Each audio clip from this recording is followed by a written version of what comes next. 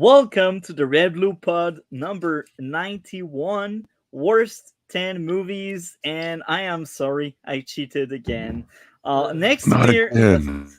next year it will be fixed because right now I did create a letterbox account and I Yes, you will follow. keep track. Yeah, I will keep track of what we are watching. So next year we will have a proper top 10 and a proper worst 10 as well. I'll tell you what So I do for my letterbox. So basically, I do a list. I create a list for every month, and I just put in the movies I watched that month. So that way, I have a full count at the end of the year. that's Yeah. one way to do it. I like it. But the way I placed it, I don't want to break my brain too much. So I just mark down all the Yeah. movies I've seen in 2024. Yeah, I And mean, I'll I mean, the just weirdest click, thing click, about doing click, it click. though is just the fact that films have release dates, but they aren't really shown in that year. Like for example, Hitman technically came out last year, but it's officially Not out yet. releasing this year because it got delayed and then bought out by Netflix and is releasing in June now. So it's like, would you count it as 2023 when you see it and add it to the list late, or mean, would you count it for for me- 2024? So, like for me, like movies like like The Zone of Interest, technically like released early 2024, but I saw it at a festival in 2023. So I counted it as 2023 because it was also nominated for the 2023 Oscars. So I think that Yeah. evens out. Yeah, like I do just count them to whatever year they say, like even if they don't release until like a year or two later, I still count it because I always go back to the older lists anyway, as people should do, because you should take time with them instead of just rushing it out in December when you haven't seen everything. Agreed. And that makes December also very crowded. Like I feel like this year that wasn't that bad, but there are years there's like 10 movies and you're like, how Mhm. will I have time for my family in the movies? It was pretty crowded. There were a lot of bangers that were released like right in December, like right around Christmas. Really? That's usually I what don't know. happens. I didn't notice. I thought Uh, like in my mind it Holdovers and was a bunch just of those other ones were going right there. Yeah, because we watched Yeah. them later for the 3 months All before over. the Oscars. By the way, did you guys read the article? Yeah, like for the holdovers and like what actually Yeah, happened? Cole. Yeah, shared I that. That is I such don't a think sad it was. story. Yeah. Yeah, I don't think it was plagiarized, but I do think he definitely like borrowed things No, it and was stole some it was ideas. plagiarized. Like there some of Mm. it is line for line.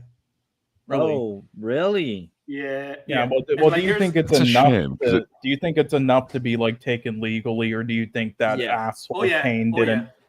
Okay, really, you don't think like Payne did enough It's gonna where? go in. No. It's Yeah, gonna but you go in don't think court he for did proof. enough where in the legal system they'll claim it isn't Nope. plagiarism because he changed it enough? Well, first I of mean, all, he's not a no, and doctor.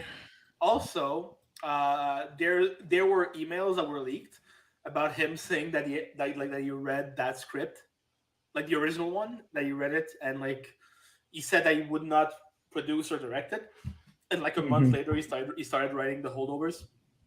Yeah, that's basically But what they just- do, though. They're just like, not quite for me, and then go steal it. That's Yeah, But the end disgusting. art that we got in this, like it is, Yeah, I mean, it's not like just a period piece. It is like this hidden treasure from the 70s that is just like so amazing. I can't think that those elements were in that other screenplay. I get you, like there's many elements that were borrowed, but Well, I mean, yeah, at the end Yeah. of I the don't day, know. it was I'm- just how it was executed and then performances and everything. But still, they definitely stole things Yeah. from it. Yeah, he didn't plagiarize the filmmaking, but he did plagiarize the script. Hmm. Hey, it's not going to be the first time that Alexander Payne does something fucked up. This is Yeah. sad. To be honest, Yeah, it I happens like all the that time movie in a lot. Hollywood, though. Like they Yeah. do this I all mean, the you- time. It's like they'll go to Yeah, a production you studio, know- show them the script. They'll say not quite for us, so we won't greenlight it, and then they'll start working on another alternate version of it, or be like, we already have a script like this in production. Actually, when they don't, but it's just they'll say Yeah. it, so then they go make it. Like that's what they do, and that's why you have to copyright your work fast. well, I know Wait, we're going do to you talk know about it about the, tomorrow. But like the do you- Beekeeper, is that close enough to, like John Wick or anything like that? Like it feels like it's very much borrowing from that world. It's trying to be it, but it's not Well, quite. borrowing and plagiarizing isn't the same thing, because you can in like Nimona and that latest Ninja Turtles movie, they're very much borrowing from Spider-Verse, but it's not plagiarism. it's just inspired, right? It was inspired by that animation style. So it's not plagiarism; it's just inspired by. When it's plagiarism, I think the biggest way to notice it and like pinpoint it as being copy and stolen and such is really the dialogue. If some characters have the same exact word or sentence and such, I think that's the Yeah. best way to pinpoint it. So Mhm. you can have the same Yeah. premise, but make sure you change the characters or like the dialogue or both. Actually, both is the best outcome, But Mhm. it's the best way through dialogue and like really the story itself as well.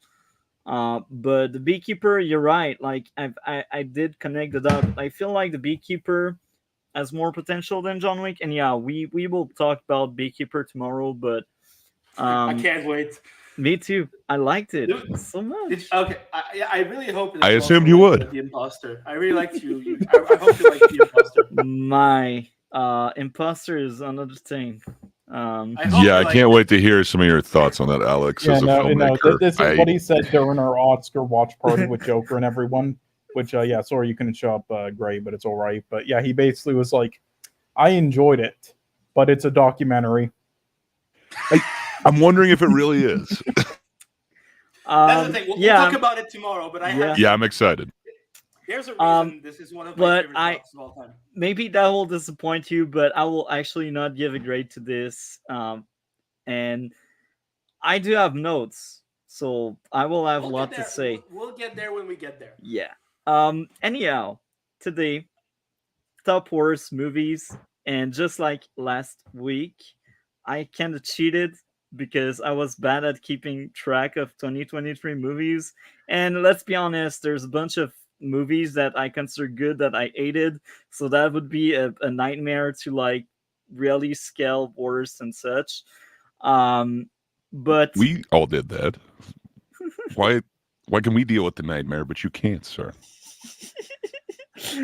Honestly, I am very scared of his list. there's I will look into it right now. I do think there's a few 2020 yeah there's 2023 movies, but not that many. And I'm actually surprised that Evil Dead Rise was 2023. Anyhow, All right, let's get started. we also have DC worst 10, and he framed it in a weird way.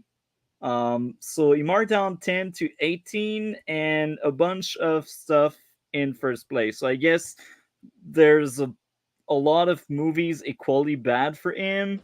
Wow, it's like So- a 10-way tie for number one worst movie of 2023. Well, actually, he also cheated. So I'm not the only one that cheated. So I see no movie of 2023 in actually one movie of 2023. Okay, well, actually, how about this? Send it to me, multi, and I'll like reformat it where I just do like 1 to however many, like 28 or something. Should we And read it? Should we read it at the beginning or at the end? Maybe place by place. So I will assume like his first place are like all tied.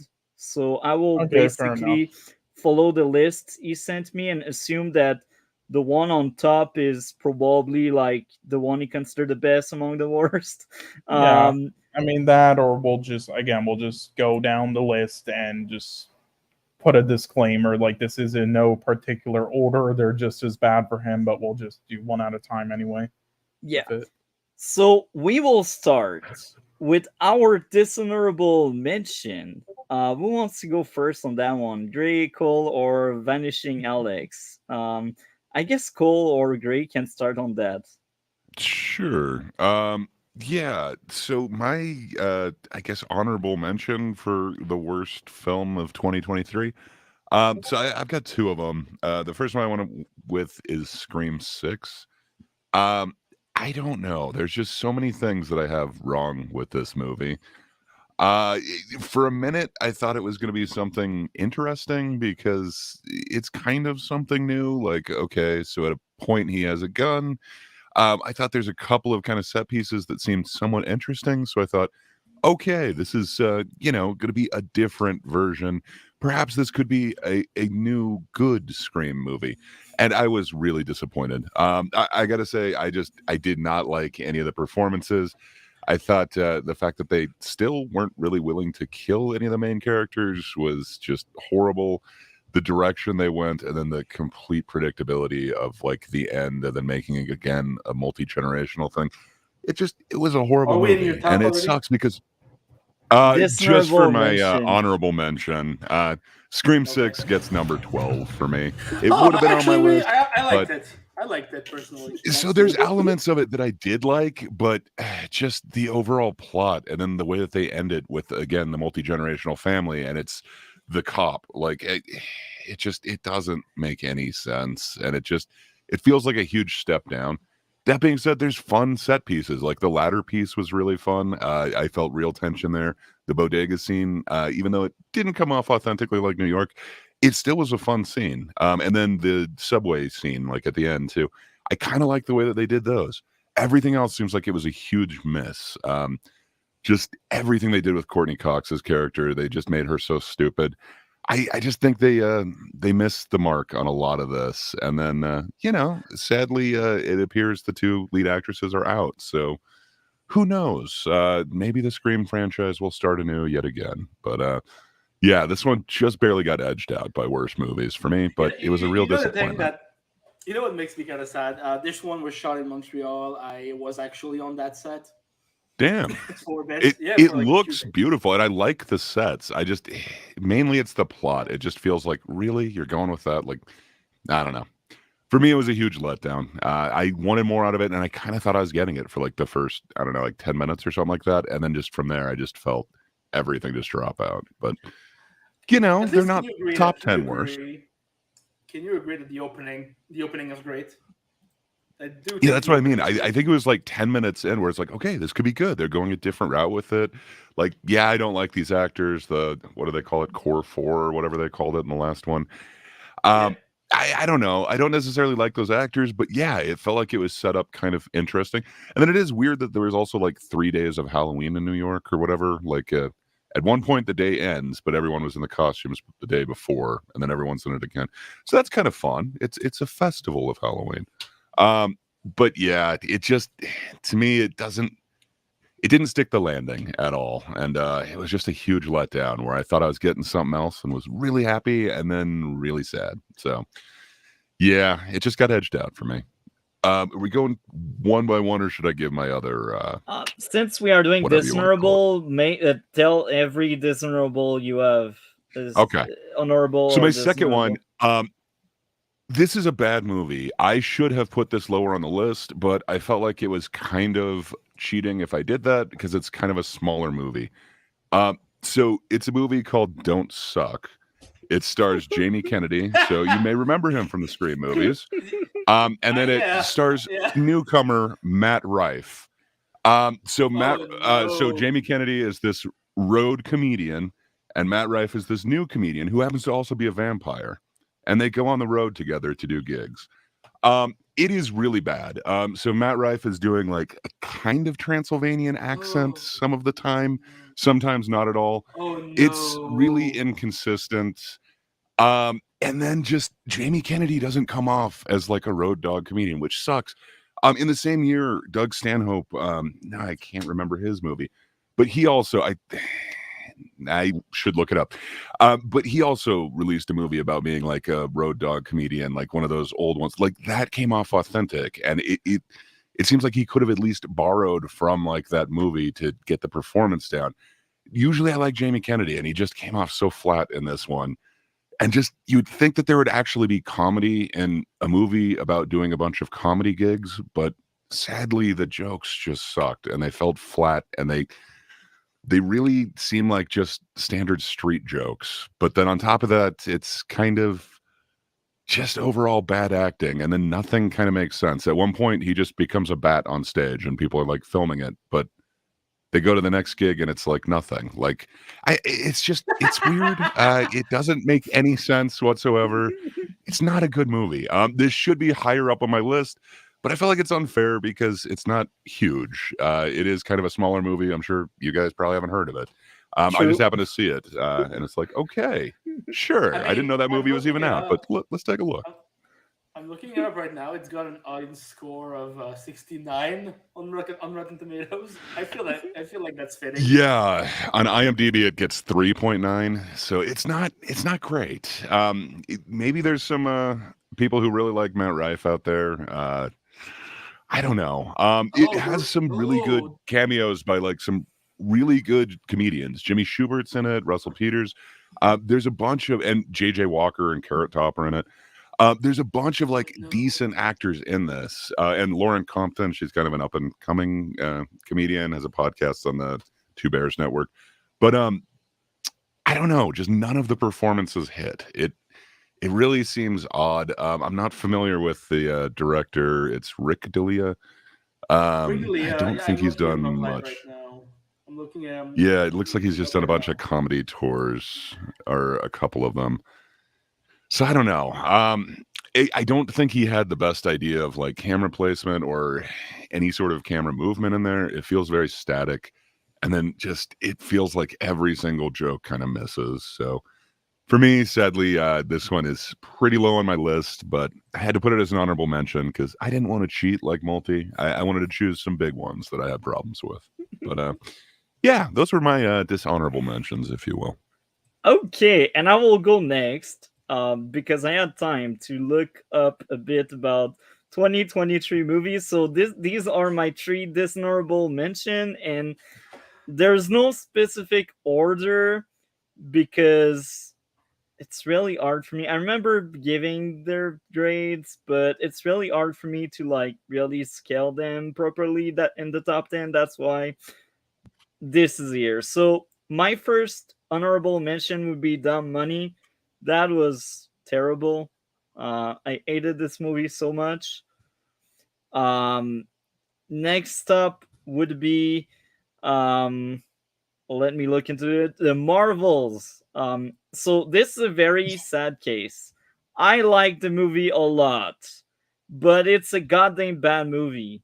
Like, I had so many issues with it. It's like a movie that doesn't make sense, but is entertaining nonetheless. So that's why it's there. It's not a good movie, but I still enjoyed it.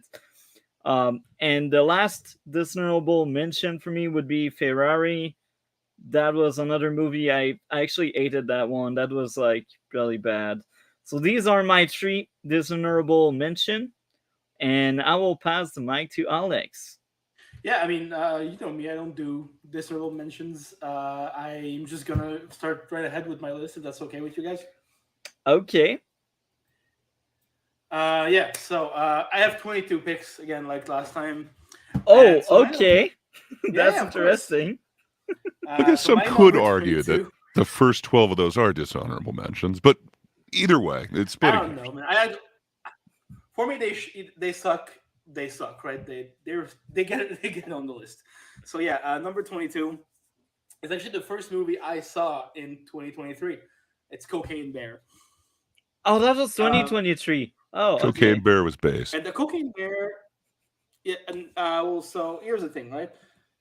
As much as I think the concept could have been fun, and they do some really fun stuff with it, you know, like I really like how they use the very limited sets that they had, but this is one of the worst directed films I've ever seen. Elizabeth Banks, as much as I like her as a comedian and as a writer, she cannot direct for shit. She breaks every basic filmmaking rule in this movie, and not intentionally. They're just like bad filmmaking mistakes. And I'm talking about like shit that you'll learn first day of film school, like you know, the 180 degree rules. Yeah, the 180 degree rule, which is like the most basic shit ever.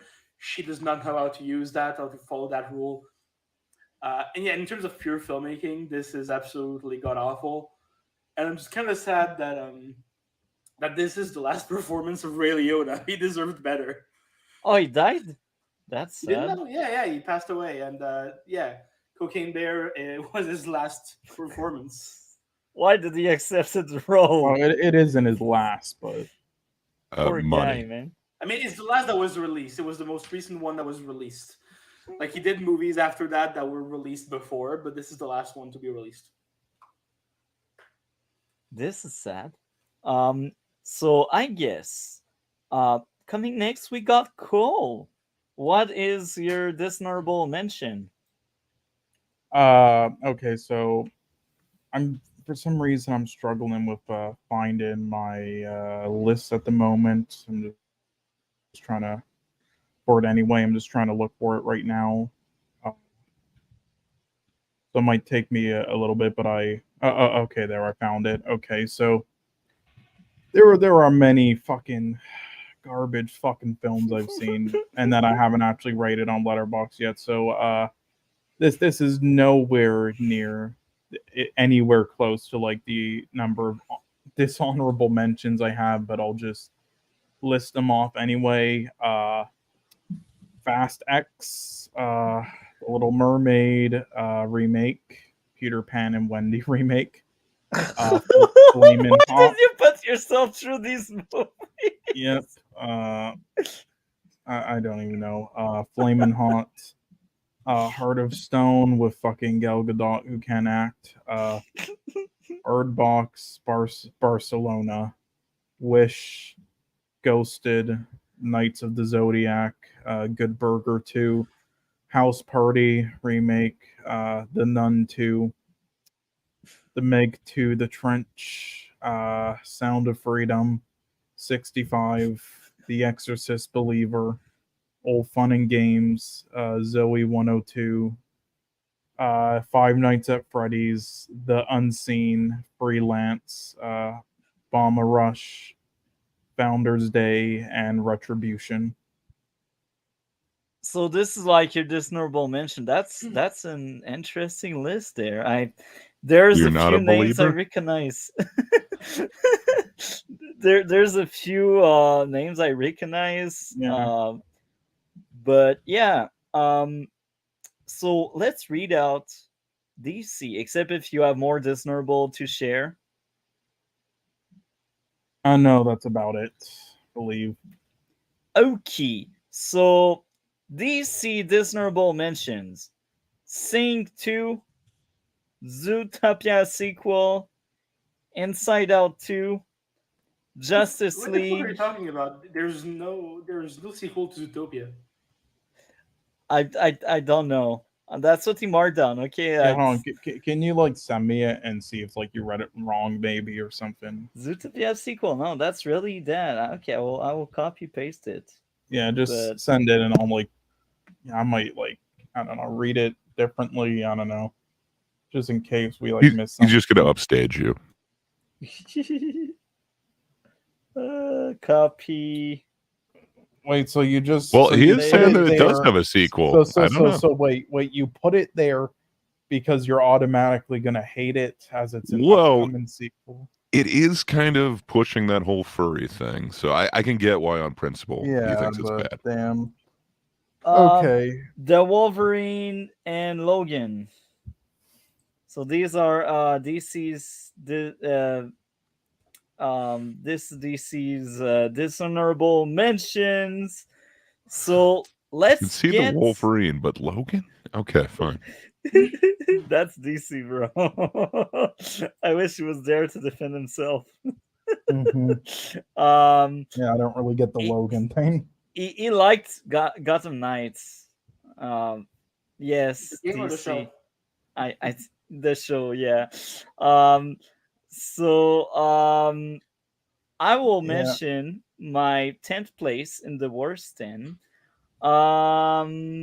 Let me check out. Okay, in 10th place, my first cheat, Alien Resurrection, and then I pass the mic to to Alex for his next one. I will be right back. You know what? I think I'm gonna wait until he's back because I want to tell him something about that pick. Yeah, well, we could talk about some Yeah. other things until then. I mean, I'm gonna wait until like- he's back. Like, why All is right. Logan there? Do you want to explain to us Marvel DC? Because, like, look, I understand that Logan other is people such a great didn't. film. Yeah, I thought it was great, but I understand people who like maybe because here's the thing, I skipped a lot of the X-Men films because I knew there would be shit, and I'm gonna go back and rewatch them eventually for the whole You didn't universe. miss Or much. yes, or I forgot about them because I watched them when I was very young. So because of that, Logan was fresh to me, and I thought they did it all amazingly with the performances and everything. But other people who might have I thought mean, of it X-Men like 2 is the same tropes and everything in it. So I can understand like that, or people not thinking it's anything special. But I've never seen somebody hate it this much. So I mean, it's based. All right, so it's based on the comic Old Man Logan, and mhm. it very much does not respect the comic. So maybe that's why. You know, Too much bad storyline or execution. Well, what did you not like about the story? Because I mean, I think again, like it wasn't really trying to adapt like the comic as like all the X-Men films sadly don't. But what it was trying to go for is more of just like a Children of Men type of story, and which is the following the characters and everything. And I thought that was like well done acting, well done writing. yeah, yeah.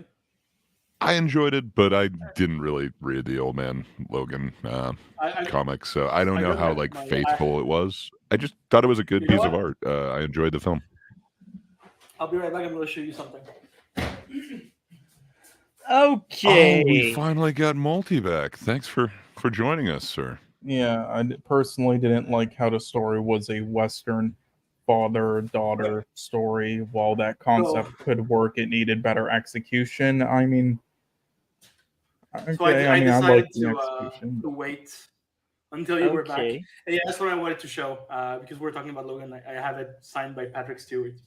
That's a nice Nice. one. I Damn, remember enjoying Logan a lot. damn, you got a But signature yeah, from Patrick Stewart. That's great. Sir Patrick Stewart. yeah, Yeah, Sir sir. Patrick Stewart. Yes. Yeah, like But yeah, I just wanted to show that. Now I was yeah, I waiting Okay. don't for you know. to do my my top.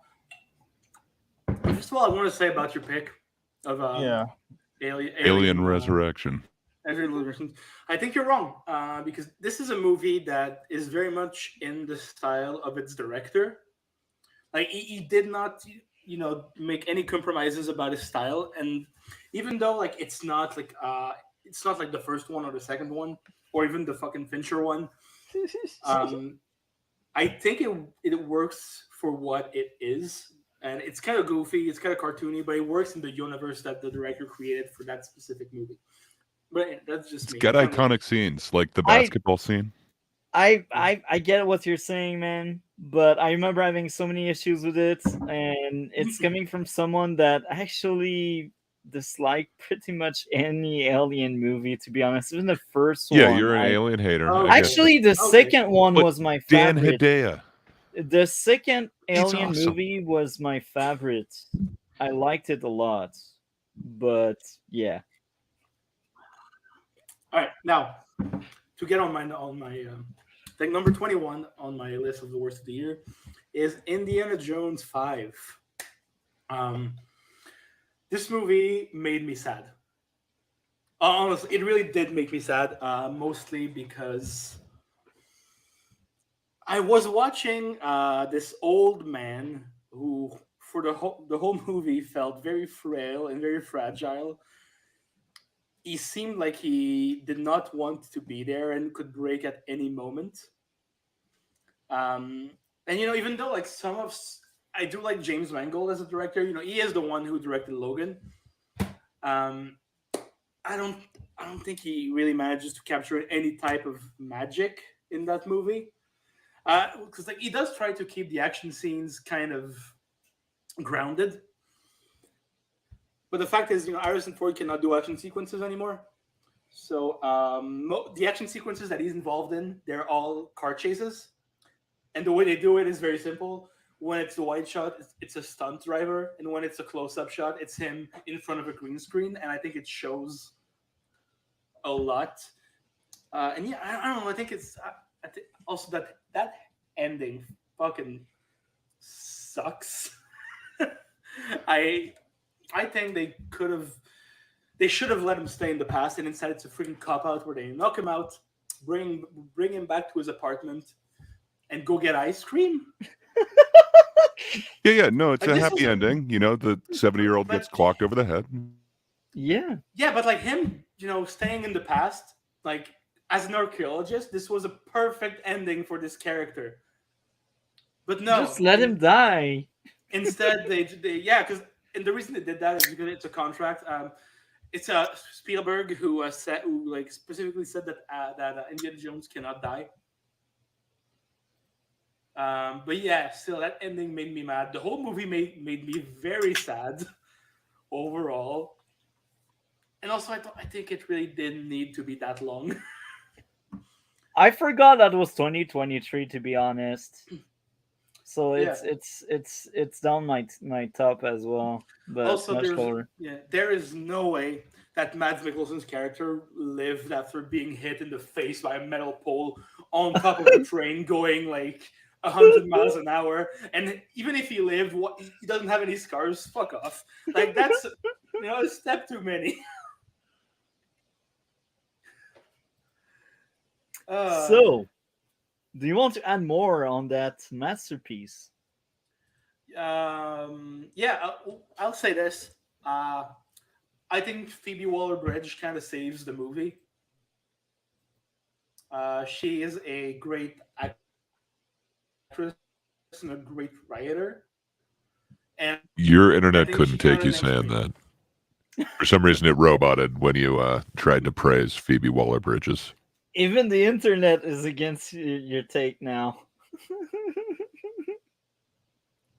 My internet is wrong. Phoebe Waller-Bridge is great. She's a great writer. And if you haven't seen Fleabag, you should watch Fleabag. It's a great show that she wrote and that she stars in. I did hear Very about Feedback, and I'm actually curious to watch that one, to be honest. So, Gray, you're next. Yeah. It's a great So show. we're on number 10 now, right? Yep. Yes. Sorry. So my number 10 worst movie of the year. Who's next? I was hoping that there would be some really good comedies. It feels like it's been a while since just like a straight up comedy was released. And I'm a fan of offensive comedy, so I thought, this subject could be ripe for some actual jokes, and I just didn't see any. I know is the which one you're problem. talking about. Yeah, so my number 10 is Lady Ballers. It I is think again I kind of know. a smaller movie. So it's a smaller movie from like a smaller studio. But that being said, it made some waves last year, so I thought it's worth talking about. But yeah, it sucks. And I love comedy. I love offensive. This was offensively bad is the problem. So it came off Oh yeah. like none of the actors had any sort of timing or any experience behind them. It really sucks. I thought Jeremy Boring as like the coach wasn't the worst. He kind of pulls off that character, but every other actor in here it sucks. They're like trying to do characters like it's like they watched Dodgeball and thought, okay, we need the pirate type character. What's he going to be? I got you. He's going to be a mountain man. But the thing is, Alan Tudyk can actually act, and he actually is like compelling and believable as this out of place funny. pirate. This mountain man makes no fucking sense for any reason. Like they've just got him like wearing a bear head for no reason while playing lady basketball. It feels like they tried to borrow a bunch of elements from a bunch of comedies they'd seen before, and it's like that makes it good, right? And sadly, it didn't. There are a couple actors that weren't horrible. I think Daniel Considine, he's the one actor who was doing like a drag show when they brought him back. I don't know, that dude's performance wasn't horrible, and I guess Ben Shapiro wasn't horrible as the referee, but like everybody else, Matt Walsh is supposed to play this like super hippie character. It comes off so fake, just horrible acting. Candace Owens is in there for Why a did you second. watch It this, is though? pretty goddamn horrible. Yeah, I mean, they're not all actors, but like Brett Cooper's in there. I thought she did okay, but she's next to Michael Knowles, and they're kind of like competing. What do you call that? Commentators. Uh, it did not work. Like, I get what they're going for. It just felt like every single joke missed. And then they try and bring in like this really like heartwarming moment where they come to realization at the end, and it is just it's shot horribly, it is executed horribly.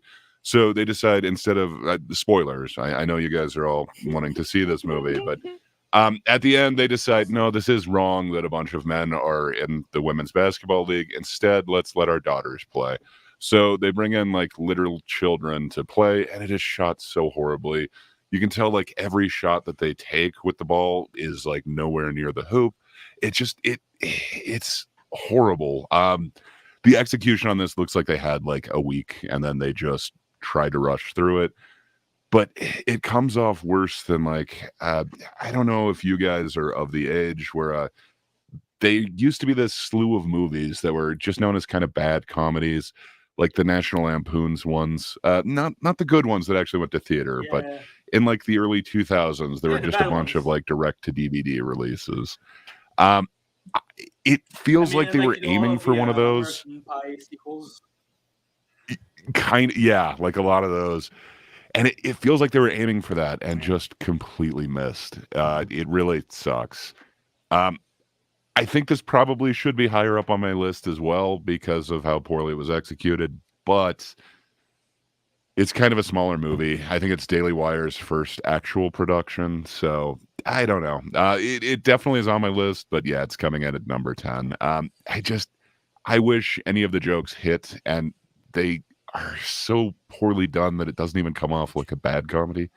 Often I like to watch bad comedies or bad movies. You know, The Room is amazing. To me, it is one of the greatest comedies ever made, but Oh, dude, I have a story about The Room. Okay. But yeah, No, but for like this it's an one, interesting one. sadly for me, it's taking number 10. I think I'm done with that, but dude, I'd love to hear your Room story. Okay, Yeah, I'll go be for fast it. about it. I will be fast about it. Yeah. But basically, I Also, have you're a friend little who is- quiet. Okay. There you go. Should be better. Yeah. So I have a friend who is a documentary filmmaker. He directed the documentary about The Room. It's called Room Full of Spoons.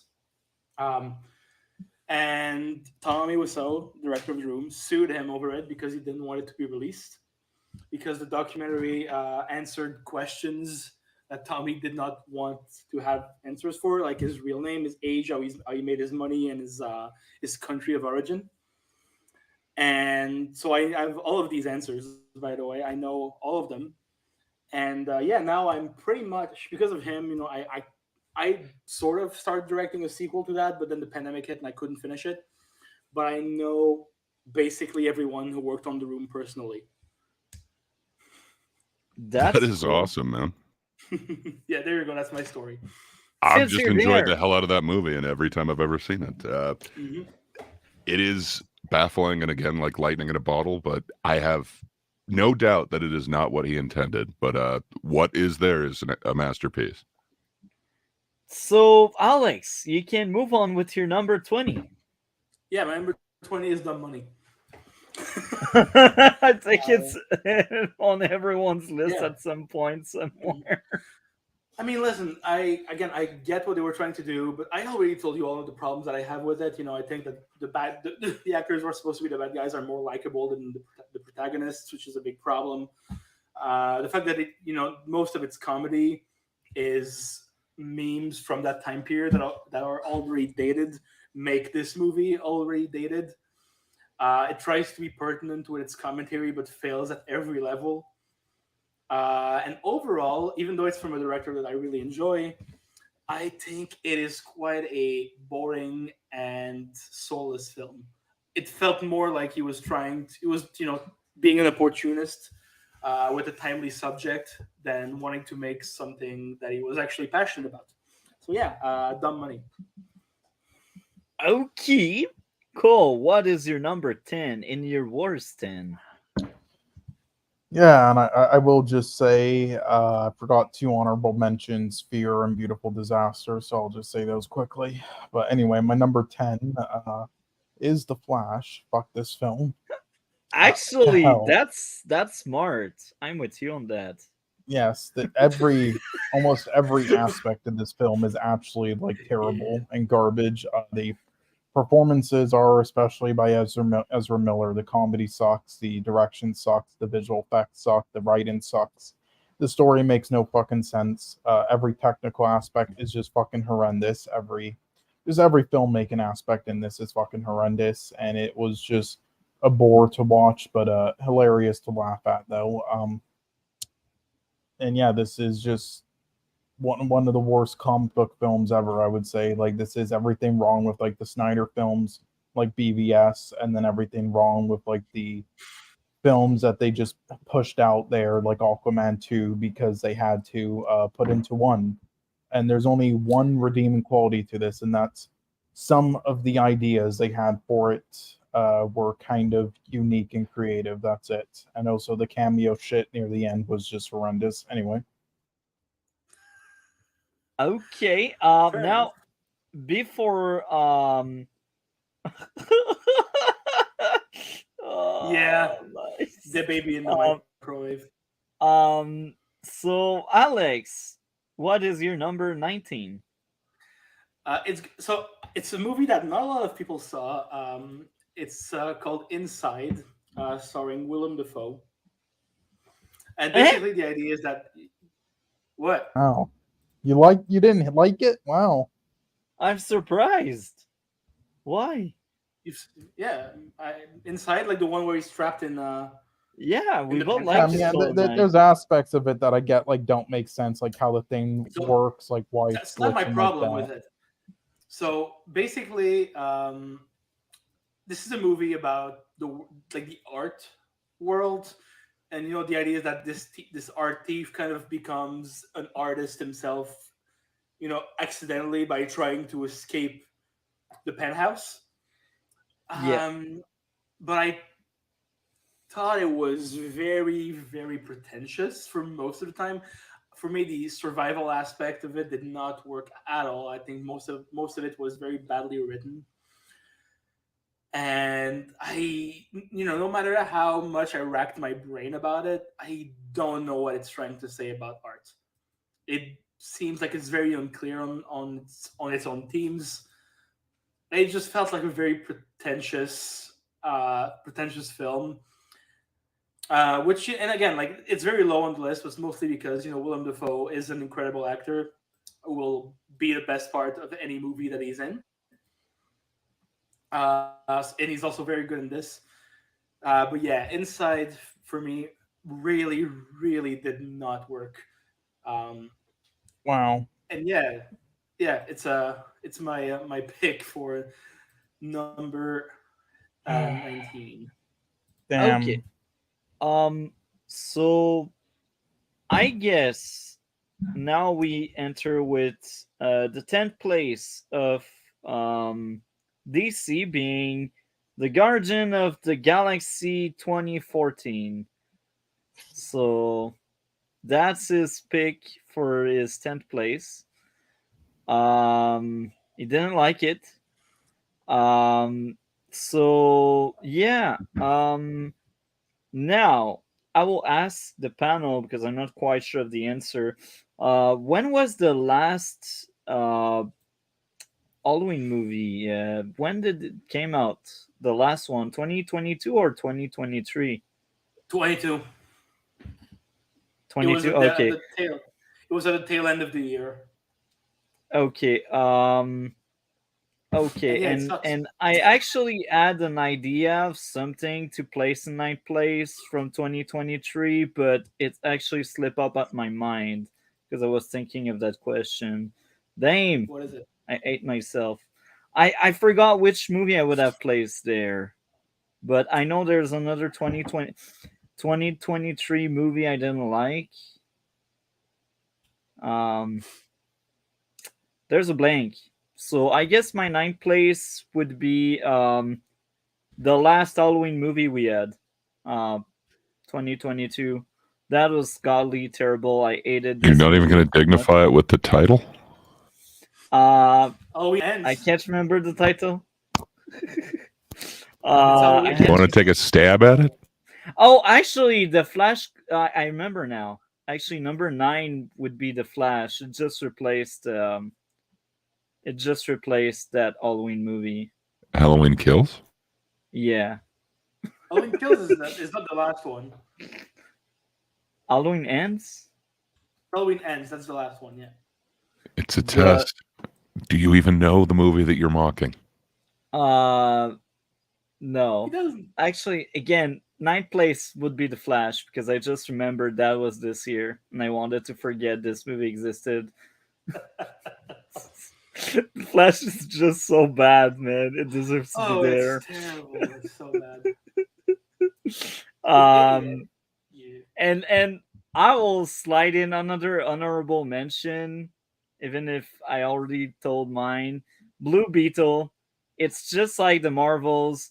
I enjoyed so much this movie, but that's another terrible movie. I think it's a bad movie, but I liked it. So yeah, that's another. Marvel, is he better than this? No, Eh? I don't think so. Like, because it's funny because like you're like, yeah, I liked it, but you know, it's still in my worst list. I like Blue Beetle, but that's a goddamn bad movie.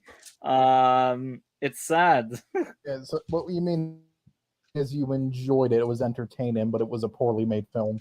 Yeah, exactly. So I guess that's it for my number 9, The Flash. It deserves to be there. Shitty movie. Alex, what's your number 19 or 18? I Yes. lost track. It's 18. 18. 18 is gonna be The Last Voyage of the Demeter. What's that? So yeah, That that sounds Dracula terrible. You don't it know was of the one we were- famous boat? Yeah, So it was one we basically, were about because to you don't watch. know, But yeah. it's basically it's a movie that's based off of one chapter in Dracula, like the novel, in which he travels on a boat, and when the boat like arrives to the port, everybody on board is dead, and so yeah, so the movie is based on that. Basically, it's a movie where Dracula is killing people on a boat called the Demeter, and this Mhm. movie is so friggin' bad, man. Like, first of all, the VFX are horrid. And you know, it's one of those movies that every scare, every jump scare is the same. You know, like you'll have a storm, like a big storm, and then there's gonna be like a thunder strike or a lightning strike, and you'll see like the big monster in like back in the back of the main character, like this, in the flash of light. Like, and it's supposed to scare you, but they do it like 20 times. And you know, like they at some point like they start knowing that Dracula is there murdering people, and yet they only look for him at night. Like, they could kill him in the day, you know, like they could just fucking stab his coffin in the day and kill him. They just decide to look for him in the night when he's killing people and being active. That sounds It is- amazing. is That's one the of way the- to do it, guys. It is one of the stupidest screenplays I've ever seen in movie form. It's not very entertaining. It's very stupid, and yeah, and the filmmaking. Even though like Andre Overdahl is a director that has done some very cool things, here he fucking sucks, and so does this movie. The Last Voyage of the Demeter is a terrible film, and it is my number 18. Okay, great. What would be your 9th place? Yeah. So number 9 for me. So it comes from a much loved director who essentially we didn't get the full movie in 2023, and this is kind of a pattern, if you will. There's going to be a couple of these on here, but this one's from a very loved director. And you know, there was a lot of interesting ideas that kind of flowed freely during 2023. Some things that kind of had me, I don't know if you'd say casually hopefully excited, but I didn't hold out a lot of hope. But I heard about this like a few years ago. So it's Rebel Moon Part 1, A Child of Fire. For me, that's my number Oh, 9. that's this year. Damn, I It forgot. was, and it's also That's going to be amazing. this year. It was both 2023 and 2024. So good times. But yeah, I kind of heard about this that it was his pitch to Luke, like his take on a rated R Star Wars film, and it's like, okay, that could be kind of cool. So I wanted to kind of hold out some hope, and then I heard he's actually doing two versions of this. They're releasing this PG-13 one first, but his real vision is the next one. So maybe I'm wrong. Maybe this next one is going to be good. I can't say that is what this one was, but supposedly it's not just like trimmed shots or extended shots. It's completely different ones. So I don't know what that's gonna mean. Maybe the movie that he intended is actually going to be good, but this movie was really not for me, and it sucks because there's so much off. 2023 had some really cool sci-fi in it, or cool concepts for sci-fi. I think the executions were really poorly done, like this one. It seems like it could have been a really cool world. It seems like he actually thought some places out, but all it comes off as is just one character you keep gaining from every new land you go to, and then the second you have them, now we're cutting to the next scene. It doesn't really make sense. It's not a compelling story. You could see the double cross coming from a mile away, and then it doesn't feel like any of it is actually groundbreaking in any way. It just, to me, it feels like they took like John Carter from Mars for the one guy. They took like Gladiator for the other guy. Obviously, Star Wars with the lightsabers for the other person. And I feel like I've seen giant spiders that have fought people in other ones. I don't know. It just, and what was it, the hippogriff, whatever that creature was, and I don't know. Everything about it seems like it's just a whole bunch of elements from something else shoved into one, and then slow-mo everywhere. Just nothing but slow-mo. Every single shot, slow-mo. So I don't know. Maybe it's horrible because the way he wanted to film this, like, there was a fist fight with an axe. I'm sure that might come off cool in a rated R version. There might be something good about that. I'm not sure. Supposedly it's completely different shots in this other one, so I don't know. I will hold out some sort of hope that maybe he actually is a visionary. I'm kind of yet to see it. I just heard him, I think it was last week on Joe Rogan, and yeah, he really seems to be happy with what he did here. I don't know. But I guess I'll hold out some hope for the other version that has completely different shots, because the ones that I saw in this, they just suck. None of the characters were like fleshed out, and I didn't care. I I'll really talk wanted about that in to. I review like later. almost all the actors involved, but man, the execution on this just does not come off as a good movie. So sadly, this one's my number 9. Okay, Alex, what would be your place number 17? So my number 17 is Disney's The Haunted Mansion. This is that bad? Okay. I mean, So I saw it at a press screening, and the first crime of this movie is that they have Danny DeVito, who is the funniest person there, and they do not use him ever. He's just kind of in the background. Also, they have the worst actor alive, aka Jared Leto, as the bad guy. Well, is he's terrible. good at method acting. I mean, did you he's hear terrible the at it. backstories of him on set with Suicide Yeah. Squad? Yeah, I mean, That doesn't look, make him a good actor. He That was just makes him an good when he asshole. was younger, but then he like did too much cocaine or something. Oh shit! Well, I shouldn't have said that on YouTube. Oops. I mean, in Minecraft, white powder flour. All right, that's what I meant. And so, it's one of those movies, right? That so they do some really shitty stuff in terms of pure screenwriting. Like they'll introduce a storyline that they will never resolve. Here's an example. The backstory of the Haunted Mansion is that there was this guy who was very much in love with his wife, who passed away from a disease. He was so desperate to talk to her again after her passing that he decided to contact her through the spirit world, but never managed to do it.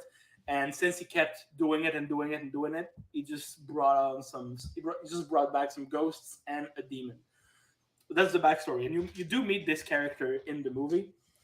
And so you're like, oh, okay. So at the end of the film, he'll reunite with his wife, right? Because we set that up at the beginning, but they never do it. They completely forget about this character, right? Like right after that backstory is told.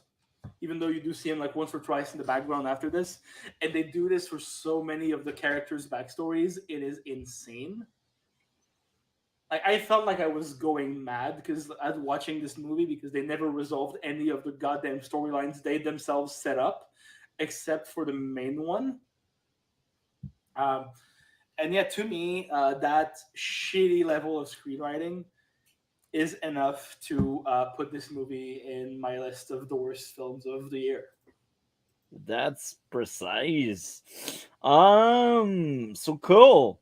What would be your next and your top worst?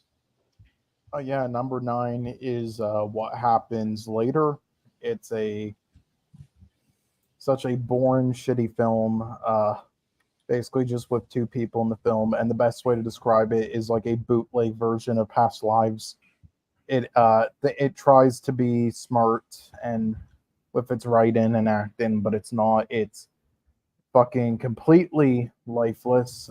Like who was the actress in this fucking shit again? It was somebody I don't really like in some things. Oh yeah, right. It's Meg Ryan, and she also directed it. And yeah, just complete fucking garbage film. Just a weak like rom com that tries to be smart, and yeah, it's completely lifeless. There's no good film making here. There's no good visuals. There's no good music. It's just it's made for I like no one. It's made for like old white people. Wow.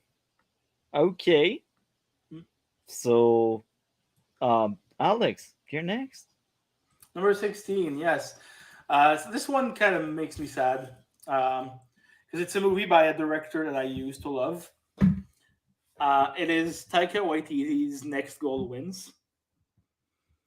Um, so this is like his first movie after exiting the MCU. And he wanted to make a story like really based on his own culture since he's from New Zealand. So he decided to tell the story of this real life soccer team who was the worst one in the world. They had like the world record of most goal scored against them in one game. And they brought this professional coach to try to teach them to be better. And the guy was kind of an asshole, and he learned to be better because of them. That kind of story. And it is just your run of the mill sports movie with a feel good message that has nothing really to say. It's basically like the show Ted Lasso, but without the good writing.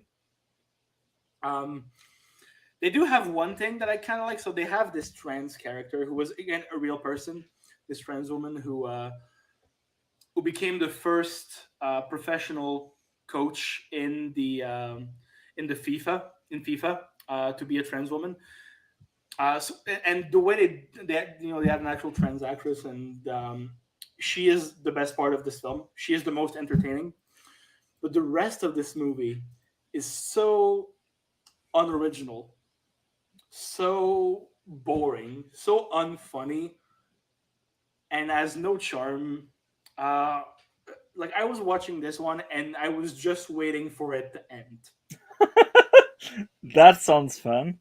I want to see You know, it now. it's that kind of movie. Like the one that is so much of a nothing film that you just wait for it to end while you're doing other shit on your phone. But I saw it in the theater, so I couldn't just do other shit on my phone. I had to pay attention, and paying attention to that was very, very hard. And yeah, I'm very sad for Taika Waititi. He used to be an insanely good filmmaker. I don't, and now he makes shit like Next Goal Wins. This is sad. Very sad. This is like the downfall of someone making movies, It's like you're on top of the world and now you just fall. I mean, he did develop a coke habit while filming the Thor movies. I mean, who didn't? So maybe that's why. But yeah, so I actually have another honorable mention because I just don't know how I could place that one because I feel like I already cheated and there are better stuff in my top and my worst 10. So that new honorable mention to add is Rebel Moon. That was terrible. I forgot it was this year. I even forgot I I had love seen how it. all these honorable mentions are actually 2023 films, but you're not going to be putting them on your actual list. That's great. And after we gave you so much shit last week, you couldn't just Google 2023 movies. So at least my true eighth place is Flaming Hot, which is a 2023 movie. So that one is fair shot. Um, Everyone hated it, I think, on the panel, and just Alex's reaction last week when I pulled up a prank was hilarious. He really thought Flaming Hot was like one of my favorite. Um, Anyhow, I love you, man. You're great. Flaming Hot was just very bad. Highly recommend if you want to suffer through a really bad movie that's not funny. Not funny, not funny, not funny. Anyhow, I kind of skipped over DC by accident, so I will mention his next two movies. So DC ninth place would be E.T. from 1982, followed by the MOG movie in 2016. It's 2017, I think, but maybe the year got it 17, wrong. yeah. I don't know, Yeah, but 17. okay, emoji movie. Okay, good. E.T. Can you please explain that, Marvel? If he's in the chat, are you in the chat, Marvel? We need explanation there. It's like, oh, okay, God, I'll be fair here. I wasn't as big of a fan of like ET when I was younger. I found it a bit boring or didn't really get it. But then I revisited it as an adult. Like, yeah, it is super well made, like fantastic filmmaking. It's especially for children's film, focused on being for children or younger audiences. How it's filmed like a horror film in scenes, like, and with the child acting is phenomenal. E.T. made me cry. A good way or a bad way? Both. Maybe both. But that's the point for the movie if you cried because that was sad. Yeah. Yeah, well, I will just be tell you honest, one I've thing, seen the movie Marvel. once, but I Okay. forgot it. Like the only thing I remember was the Okay, iconic scene. you forget everything, all right? But, anyway, I'm sure Marvel will like Jaded's opinion on it though, where he just calls it a stupid alien and then he hopes it dies. But okay, bad way. I like Jaded. I wish he was there. You know what? I will send him the link.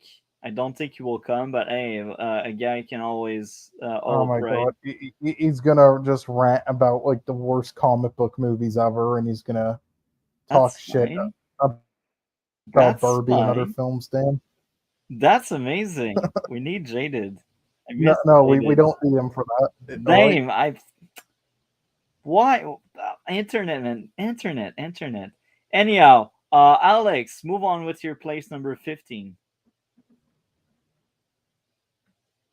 Alex? Alex. Sorry, I was muted. Yeah, so my number 15 is M. Night Shyamalan's Knock at the Cabin. I think that at this point, I've given up on M. Night Shyamalan. Because he's a guy who used to be an incredible filmmaker, very much in his beginning. Like I think his first three mainstream films are absolutely excellent. But now this man cannot direct, and he cannot do tension in any movie. Like Knock at the Cabin takes place in one place, right? This cabin, and you feel like after the 2 hours of the movie, you would know where pretty much everything is in this cabin, Mhm. like where where is but you don't. he never manages to give you a lay of the land. You're always lost in this goddamn cabin that's like two or three rooms Yeah. total, I and think you never Inside know did it where. better like that. Yeah, and you never know where anything is ever. Like he doesn't know how to do attention, and the fact is that one of his main themes in his cinema is faith and how we approach faith as humans, because he is a very religious guy, and the way he does this in this film kind of made me mad, because it is based on a book that has an incredible ending, and this movie really ruins the ending of the book. Now, I don't want to judge like the movie as an adaptation, but as a film, I thought it was badly written. Um, like as far as the gay characters go, they are very much stereotypes. They don't really have any personality. Like they are just there to be the gay couple. They're supposed to be the main character to root for, and the movie is so boring because Shyamalan is completely unable to rise any tension out of this story. Like I love Dave Bautista, I love Rupert Grint. The cast is really good, but no matter how good your cast is you have a shitty director who doesn't even know how to make you understand the lay of the land in a movie that takes place in basically one room. You're fucked. That's how we do it. You're Yeah. fucked. Yeah. I do think it was like better made than other recent like M. Night films. Like I do think his filmmaking in it was a bit better outside of not showing like the cabin at all, and the acting and everything kind of salvaged it in certain scenes, but it was still just like Mhm. sort of like what you described with like Next Goal Wins, just waiting for it to end. Yeah, exactly. Yeah, I do wish the one actor would get more roles though. That forgot his name, but the Ron Weasley. yeah, what's his name again? Rupert Rupert. Grint. It's Rupert Grint. Yeah, but you would get more roles. Because he's a good actor, but Mhm. he's doing other shit. Way better than this fucking movie.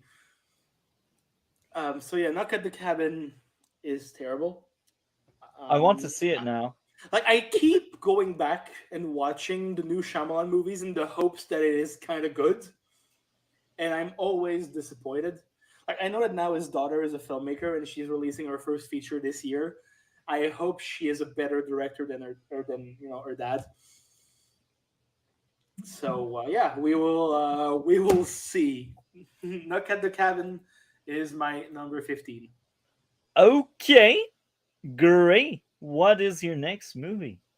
Yeah. So for me, number 8, it's kind of like number 9. So we got a movie that was released in theaters in 2023, but it's not the entire director's vision for this. And they're in fact going to release a second one. I actually haven't checked if they've released it yet, but yeah, sadly, it's a director who's really hit or miss for me. When he hits, it's amazing, and when he misses, it's by a mile. So it's Ridley Scott, and this one is Napoleon. And for me, like, there's a couple of okay scenes in this. Like, a couple of the battles look kind of great, but man, there's just so much that misses for me. And maybe that's because this is a very pared down version of the cut that he wants to release. This one's 2 hours and 38 minutes. I think the one that we're going to get later this year is like 4 hours. So I don't know. Maybe that will fill it out and it won't feel like it's just a Wikipedia article of a movie where this happens, then this happens, then this happens. It would feel like there would be some sort of like flow for the character, some reason why he is so obsessed with this woman. But sadly, I don't feel like I get that here. And I got to admit, I'm pretty ignorant when it comes to Napoleon. I know kind of a few of the broad strokes.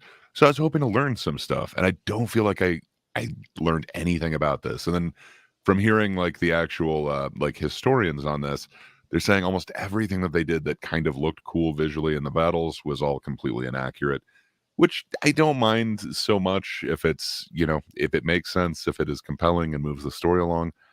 Sadly, in this one, I didn't get that. I wanted so much more, and sadly, I don't feel like it quite paid off. You could tell Ridley Scott knows how to move a camera. Like in some of these battle scenes, it was really compelling.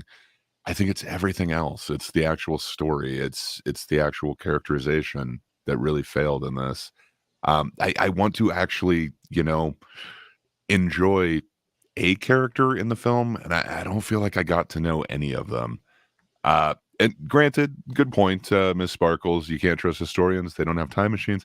But like anyone who could recount what happened in the battles, like it didn't happen like that. It wasn't this giant field of ice that they then struck with cannonballs and got the entire other army to basically be swept under his whatever extremely cold water and then be trapped under ice. There's just things that they did to make it look visually stunning, and it just isn't what happened in the actual battle. As for like what's said or anything like that, yeah, I'm assuming it's all going to be drama. It's not going to be historically accurate in any way. Like who knows what's said behind closed doors.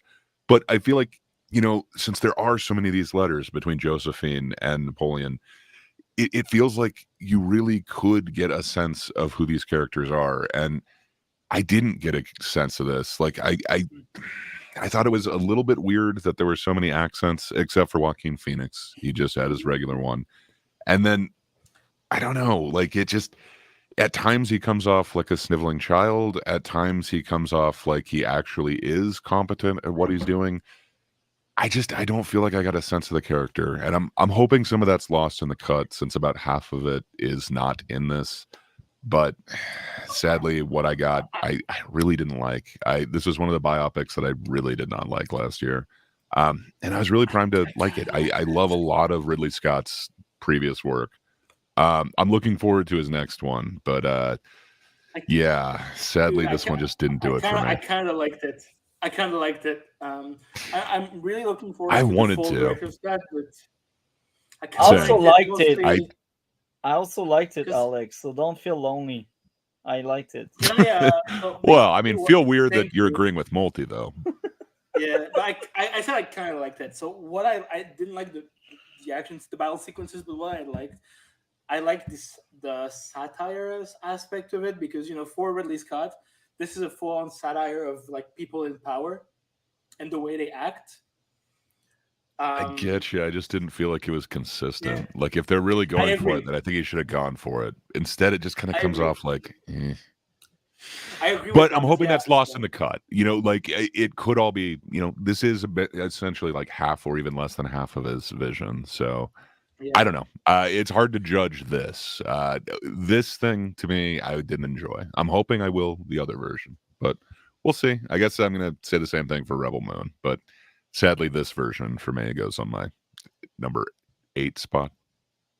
Okay, Alex, what is your Yes. number 15? Okay, my mic isn't off. It's good. Yeah, it's good. Cool. So we're down to my number 14, and that is going to be, I am so sorry, Multi, David Fincher's The Killer. Ah, no, I like that I- movie. Why? I hate it. So David Fincher is a director that I mostly really like. He has made some of the best films in the history of the United States. And in this one, so this is only the way I interpret it. He puts himself in the place of this killer. Like for me, this is him critiquing himself about how he fucked up with Mank, his previous film, and trying to fix that mistake in any way possible. But it came off. Even it's supposed to be a comedy. I know it's supposed to be funny, but for me, it came off as so self-centered. The Killer was meant to be a comedy? Yeah, it's supposed to be funny. You're supposed to mock him, to mock the killer character. When he's like telling you about his rules. That he has very specific rules for his kills that he always breaks, and how like most of his monologues in the movie are super pretentious and they don't really tell anything about his personality. it's supposed to be satire. It's supposed to be funny, but you didn't get it, and that's to me a sign that this is a shitty movie. That voiceover is one of the most annoying thing I've ever seen in the film. I uh, I rarely wanted to punch a protagonist as much as I wanted to punch this guy in The Killer. And like Fincher is a great filmmaker, and there is no denying it, including in this movie.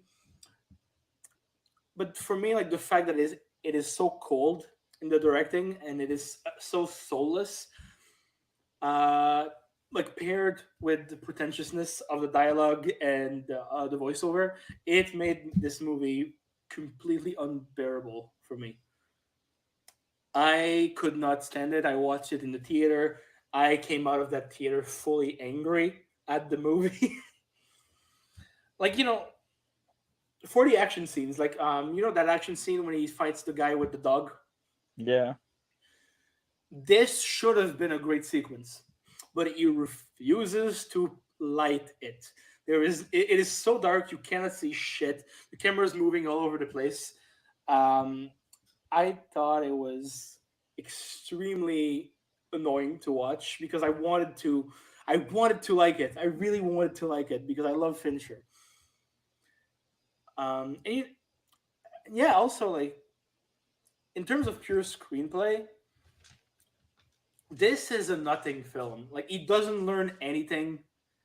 This character does not have an arc. We basically just follow him from scene to scene, like it's a fucking video game. Yeah, I was bored, annoyed, and mad at this movie all at once.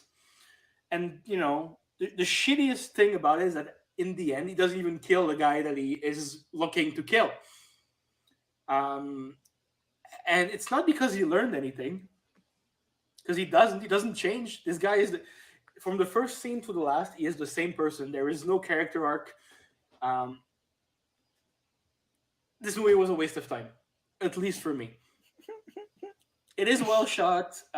It is well directed, but in terms of pure character and of pure storytelling, it is an immense failure for me. Again, I'm not a full on authority on films. This is only my opinion, but yeah. So no disrespect to you, Multi. That's fine. A lot Everyone of has their people, right, Like a I get lot your of point. people, a lot Now of I'm people love this worried. thing. Now I I'm hate it. worried about a rewatch. I Uh, hate it. I won't be It's- able to unsee what you just uh, told me. I mean, I do get your complaints with it, and that's why I do think it's one of Fincher's weaker films. I just still think there's enough great aspects in it that make it a good film still. Now there- I'm worried. I don't I mean, want to rewatch it. So I agree that, like, again, this is a me thing, but a lot of it is very good. But for me, the bad outweighs the good. Yeah. In a way that I could not go over. I was annoyed and so mad. And also, like, Michael Fassbender had not acted in anything in a few years because he was busy being a professional race car driver. Um, and this was like his big return with the return of Fincher. And I was so disappointed. I also thought that Michael Fassbender was quite bad Yeah. in this I movie. mean, he starred in a lot of stuff over the years. Mhm. Like, even while he was doing that, he was still in stuff. It's just like maybe not as popular stuff. Like, Fassbender is just like the most interesting person when it comes to like picking movie roles. It's like he just throws darts at a board. Yeah. So yeah, again, like this is a purely personal pick because a lot of people loved The Killer. I know I'm in the minority in this one. Yeah. Um, It's 'cause like most a people- me take. yeah, I mean, most people really liked it, but for me, it really, really did not work.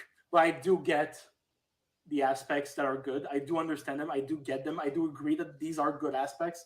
But for me as a whole, this is just a very pretentious and annoying film. So yeah, it is going to be number 14 on my list, and I apologize. That's fine. You don't need to, bro. Like we are no echo chamber, and again, the entire time I always have bad takes and We know. poke fun at it. So that's fine. That's fine having bad takes, Alex. It's not fine. And I don't know that that's a bad take. I mean, at Cole. least I have arguments. You don't, you know? I do. Cole, you're next. Right. Okay. So number 8 would be, I guess. Let me. Yeah. For some reason, I lost my list for a second. I'm just trying to pull it back up. Oh yeah. Right. Okay. So yeah, number 8 is Noise.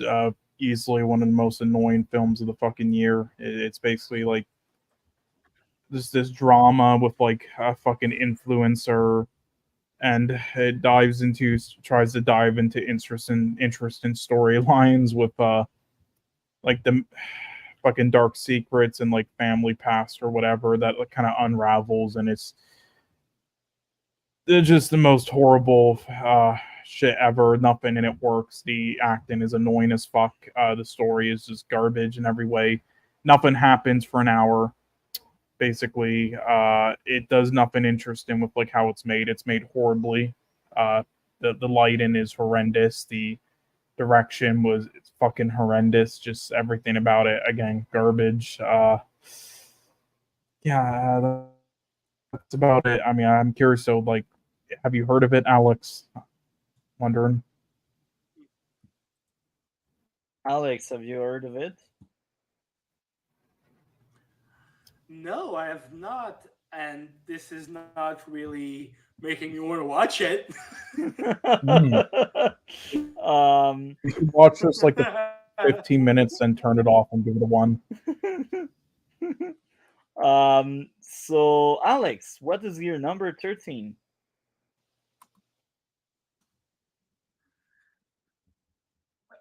So it's a movie that I'm pretty sure none of you will have heard of because I saw it at a festival, and I think you're lagging out. Yeah, you're lagging out. this Damn did it, not he's get in any slow type motion. of release. And never. But Alex, good? you're We'll Did I just cut wait off? for him to, like, I will- Now I you're I good. think you're Good back now. in real time. Hey, welcome. You time traveled. Cool. But yeah, it's a movie called Birdland. It's a Moroccan movie that nobody saw because no one watched it. It only released in the festival circuit. That has no distribution, at least no official one. And the concept is cool. So the idea is that we have this family, this big rich Moroccan family, who they live in all in the big house, and they're trying to they like want to sell this house, but the fact is that all of them own a part of the house, a part of this domain, and so it's a debate about who wants to sell or not. And the whole thing is shot from the point of view of the autistic teenage daughter, who is live streaming the whole thing through her phone. And again, I'm like, this is a very interesting concept, but the movie is so annoyingly made. Uh, Again, everything is shot in close-ups, so you never really get to see like the full property and anything other than faces. And it tries to be a movie that comments about the political structure of Morocco and the situation over there, but it is such a mess of a film in terms of filmmaking and screenplay that it just ends up being annoying. Again, like I saw this at a festival, right, with people that paid their tickets and are there to watch films because they are cinephiles. Half of the audience left before the end. Damn, that's insulting. Yeah, yeah, and the director was there too. That's sad. But I did stick through it.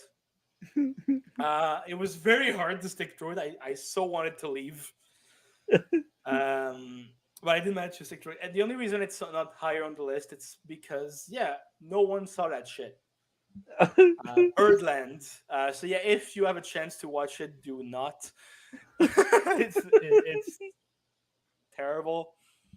and it is my number 13 of the list. Okay.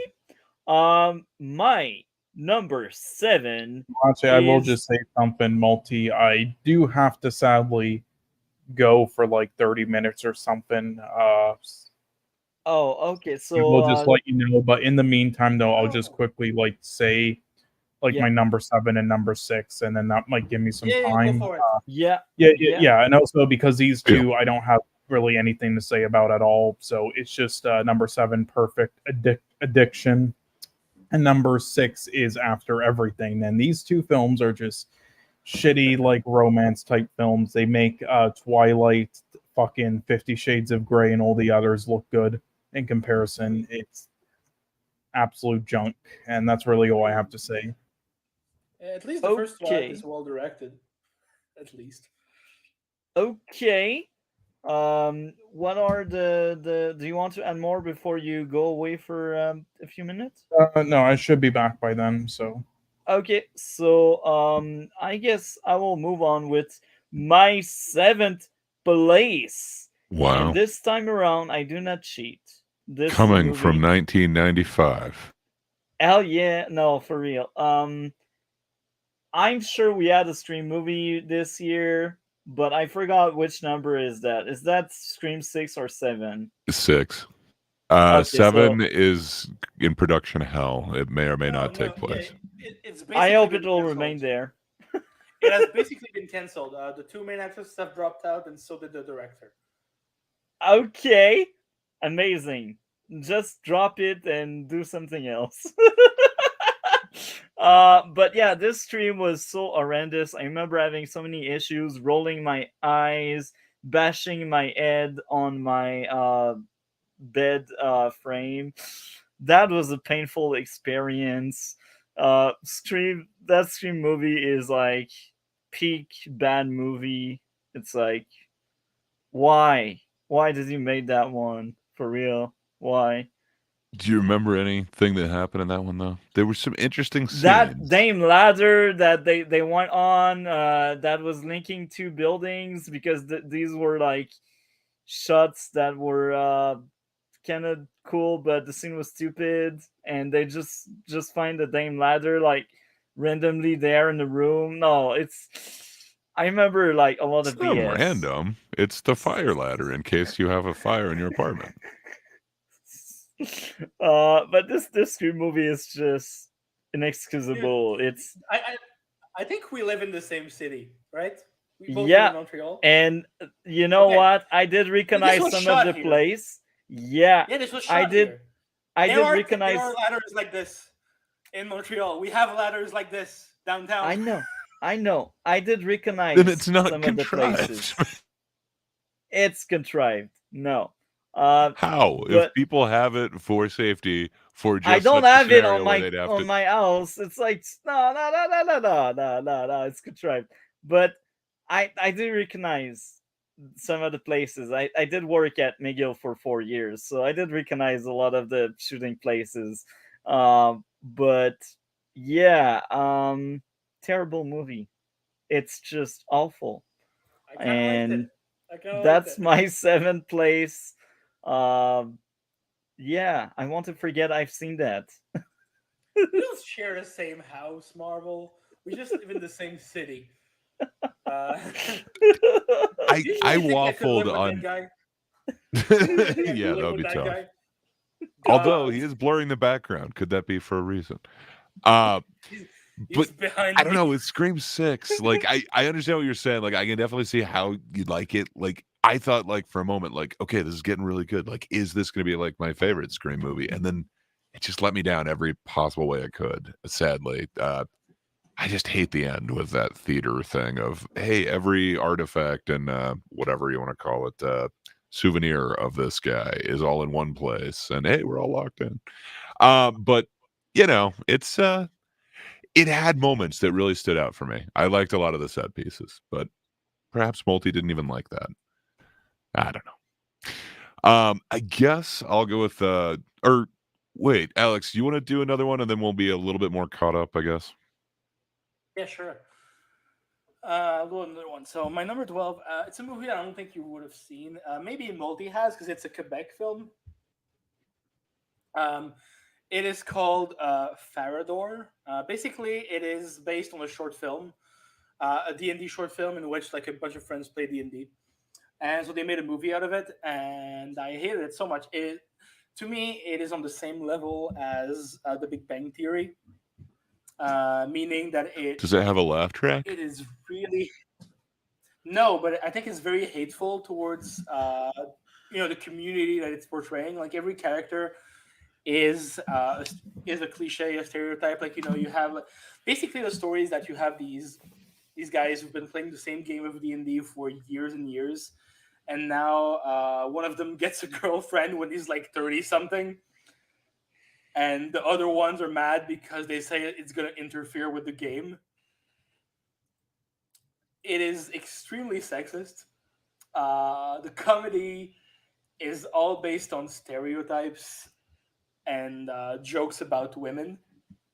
Oh, damn, that sounds Yeah. terrible, but funny at the same time. Well, here's the thing: the screenplay. I know the director, and I also know the screenwriter, but it was written like 15 years ago. The screenplay, so like it is very much 2000s humor, but released this year. Oh my, Uh, that must be terrible, man.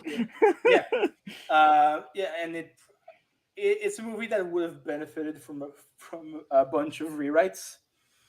It did not have any, at least from what I know. And yeah, like again, I'm not gonna be too long about this one because I'm pretty sure that no one here has seen it except me. But yeah, Farador. It is gonna be my number. What was it? 12. And also, I want to thank you, Miss Sparkles and DC, for saying that I'm cute. I am a nerd. Thank you. I appreciate that. They're more like they think we are a couple, bro. It's like you're nice and all, Yes. but I prefer women. I just like women. That's pretty Me close-minded, too. sir. Me too. Me too. Me too.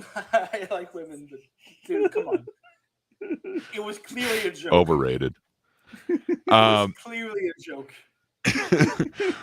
So my number 7. I don't know. So it's from a director that it's their third film that they've worked on. So like the first one that they got was like an $11 million budget. Their second one was like a $22 million budget. And then this third one was huge. It was $220 million. So because it's a huge budget one, there is a lot of studio interference. And the director actually was forced to make a cut down and then again make another cut, fully taken out over a third of the movie. So yeah, my number 7 is The Marvels. I think a lot of people are giving Nia DaCosta, excuse me, kind of crap for this movie, and it sucks because it seems like there are threads that could have made for a compelling story arc for a bunch of the characters in here, and that's not what we ended up with the actual thing. So I don't know that she's to blame. I'm assuming losing over a third of the movie would actually have fleshed out a bunch of these arcs, but what's left in there is just it's a fast-paced nothing of a movie, and I don't know. Every part of it just seems like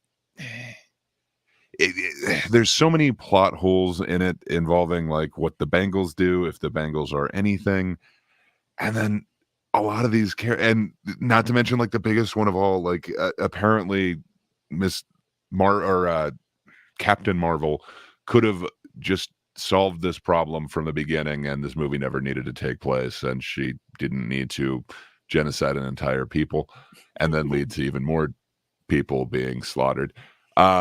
But it all happened, so I don't know. It does not. I'm assuming it's a bunch of studio interference is why we got the end result that we did, but I am really not a fan of this movie.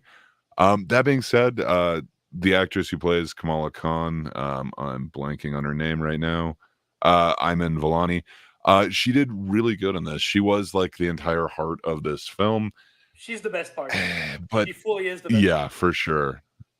And I did not. I don't want to knock anything on her acting or anything like that. And Brie Larson, her acting was better in this one than it was in the first one. I didn't hate her in this or anything like that. I mock the double Dutch scene, but as far as jump rope goes on film, it was decent. That being said, there's just so many glaring plot holes in this, and so many unfulfilled character arcs or any meaning to practically anything. And then just out of the blue, things just kind of happen and we just kind of progress. And the enemy just seems like she's so forgettable. Um, Overall, the end result in this is just, it's not a good flick. And I have no desire to watch it again. I don't think I missed anything, but I I just can't explain why certain things in this movie happen. And to me, that makes for a really horrible flick. So yeah, this one is my number 7. I don't think I have too much more to say other than I don't think it's the director's fault, but definitely the studio has a lot of fault putting this forward. I feel you, man. Again, I will repeat what I already said about that movie. I liked it so much, but it's a goddamn bad movie. um, so next up would be You, right? DC. No, that's DC seventh place because I almost forgot it was there. Spider-Man Into the Spider-Verse 2018. He hated this movie. Well, he's wrong.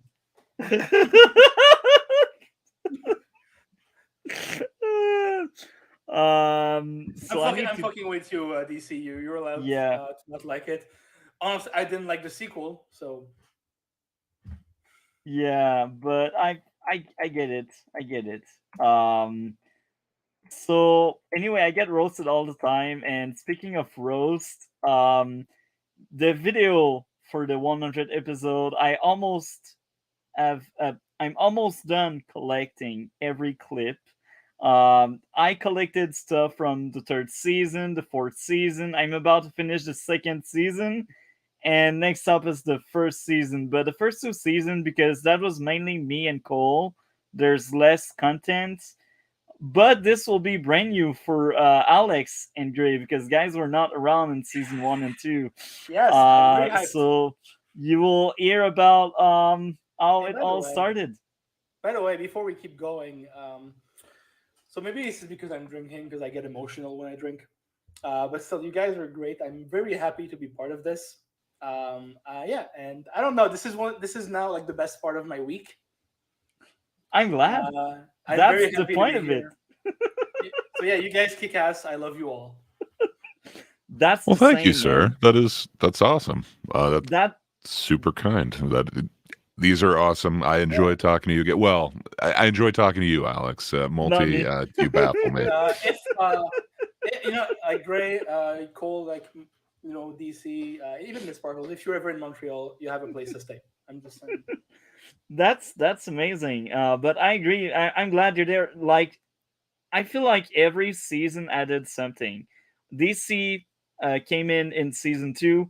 Gray came in season 3, and Alex, you're there in season 4. And let's hope in season 5 we expand more because I feel like each time we got a new family member, that's always better.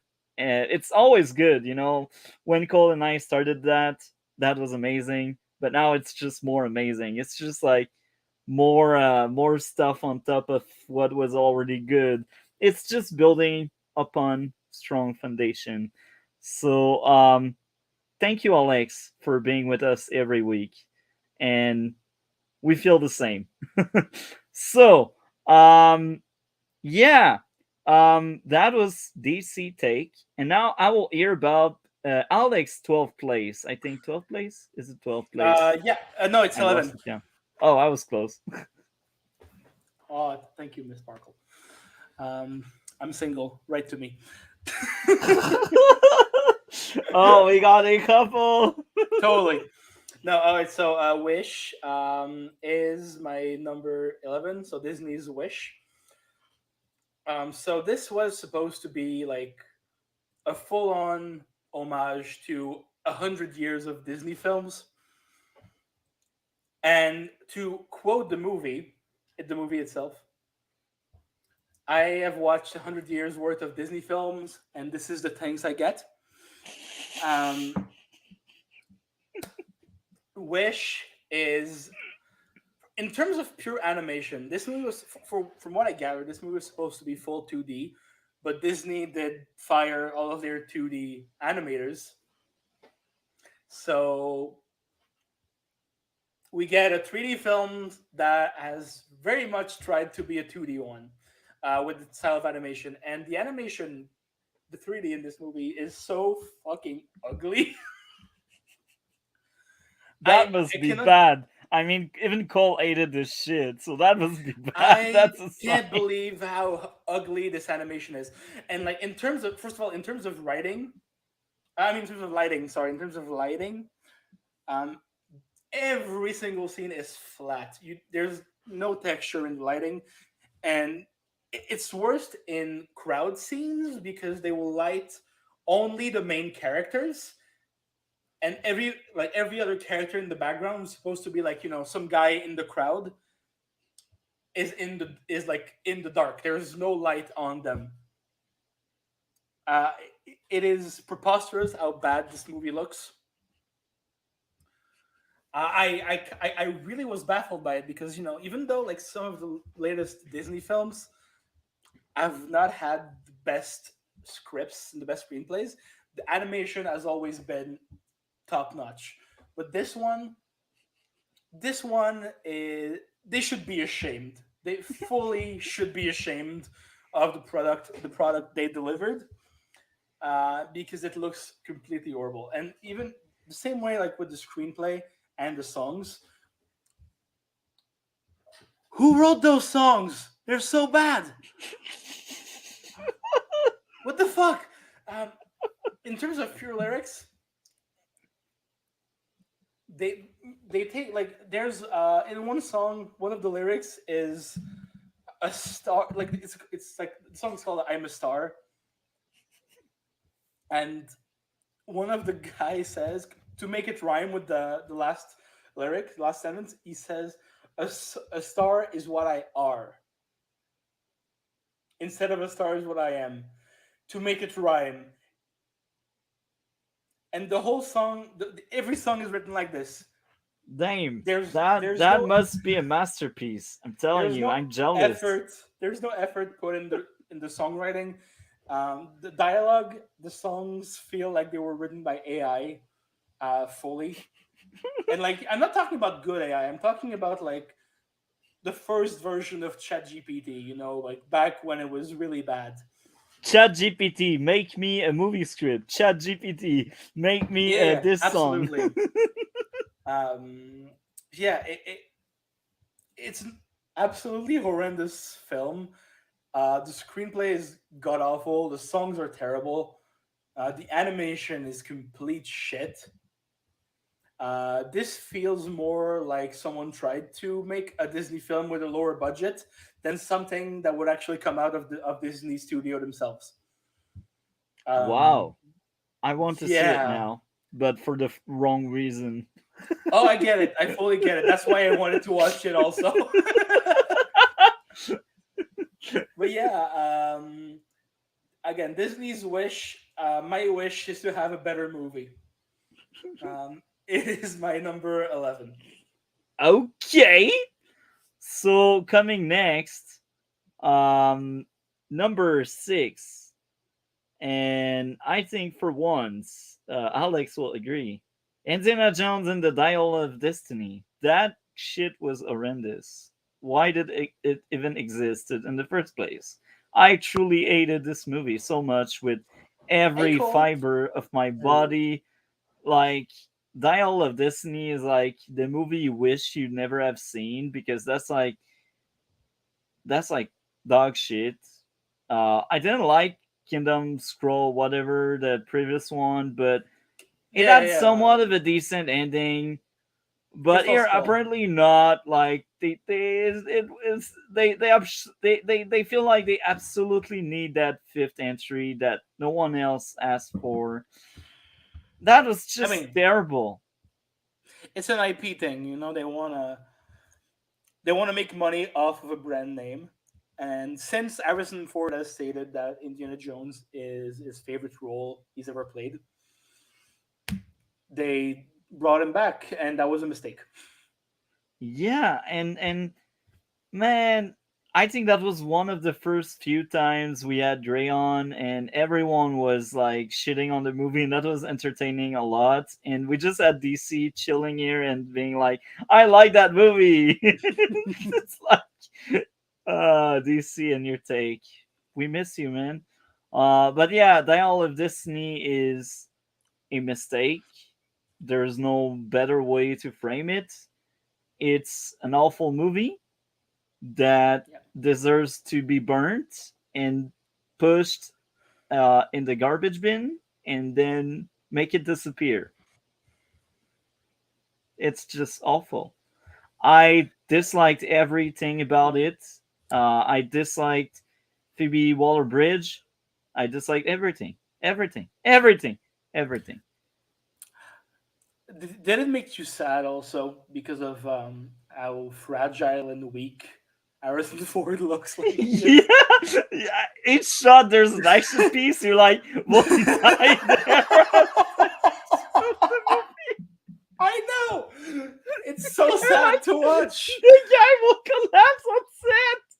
You just want to give him a hug. It's gonna be okay, Harrison. You can sit. It's okay. How did he survive the shot? To be fair, he did do his own stunts in like the opening sequence. He actually did his own stunts for that, and that Oh, is very really? cool. Yeah, he insisted on doing them because he wanted to do honor to his character that he loves so much. But yeah, in most of the film, Jesus, That was a mistake that should have never and again, been it made in made the me so first sad place. because I rewatched all four others Indiana Jones films, before this one, Yeah. and it just doesn't have the same energy. It doesn't have the same fun factor. Yeah, I feel you. Yeah, but yeah, Anyhow, um, next up would Cole. be Alex again. Okay, me What again. what is your 10th place? So my number 10 is the Five Nights at Freddy's movie. That must be Uh, bad. well, here's the thing, right? Because I have a big internet culture, and I used to be a big fan of Matthew Patrick and Game Theory on YouTube. I know basically the entire lore shit of Five Nights at Freddy's, and I'm really glad I have that culture because if you watch that movie without knowing that, you will not understand anything. This is one of the worst written screenplays of the year, if not the actual worst. It is even me who knows the lore. I was watching it, and it was very hard to actually understand what was going on because of how shitty the writing was. And I do like Josh Hutcherson as an actor. I think he's got a lot of charisma, and he's a very talented dude.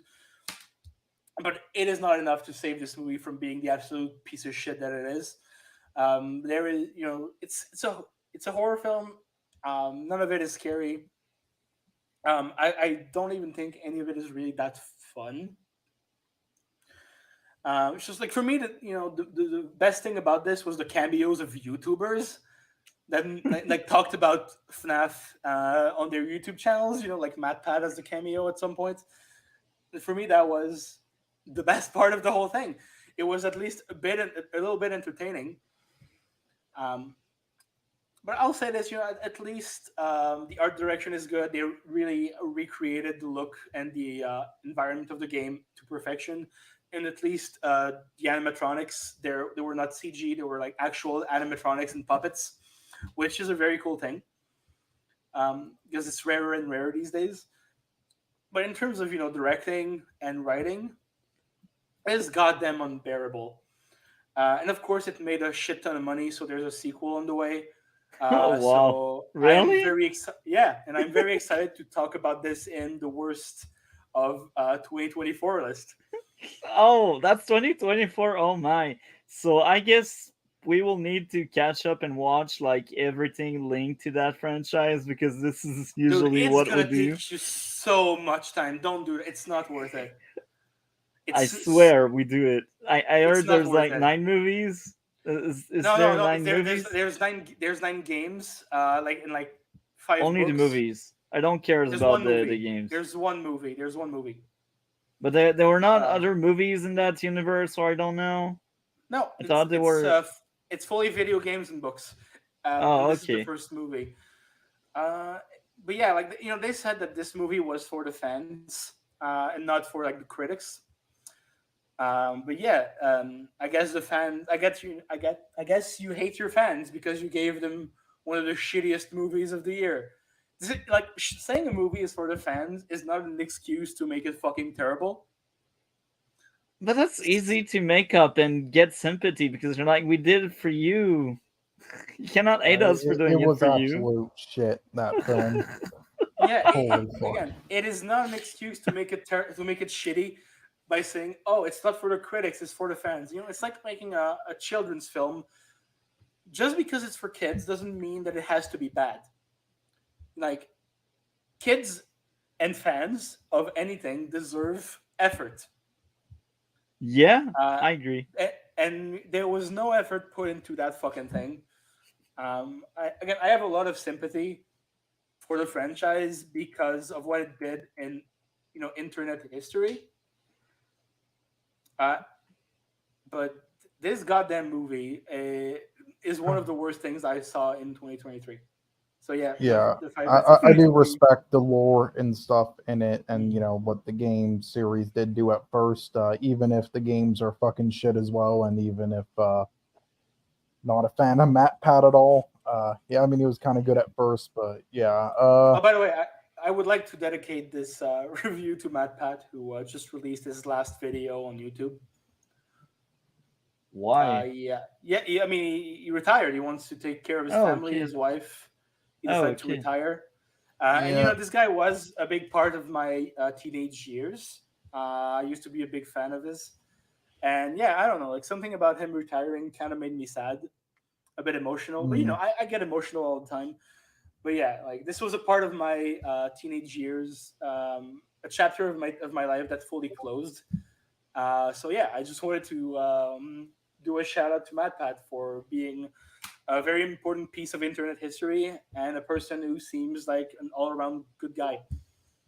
Yeah, I mean it's kind of upsetting a lot of YouTubers retiring, but I mean it's bound to happen. This is like every 15 years or so they make their money, and it's like they get burnt out, so it's understandable. Like, yeah, and then there's Rooster Teeth that closed down the other day after all this shit with them. Oh god, I have so many stories of people who worked there. Holy fuck. So, yeah. Cole, because you're back, I want to hear what's your next movie on your worst 10. Right, okay, number 5, Expendables 4. This was That was this so year? Oh, okay. yes, this was like that. It seems like every once in a while they'll make like a new sequel or a sequel, spin-off or something to like a shitty action franchise or that was kind of decent in the past but not really, with just a bunch of old washed up legends that don't have it anymore just for the hell of it, and they'll try to make a good movie out of it and it always fails. But this and Snake Eyes was reaching a new fucking low. Holy fuck. The filmmaking in this is some of the worst easily of the year.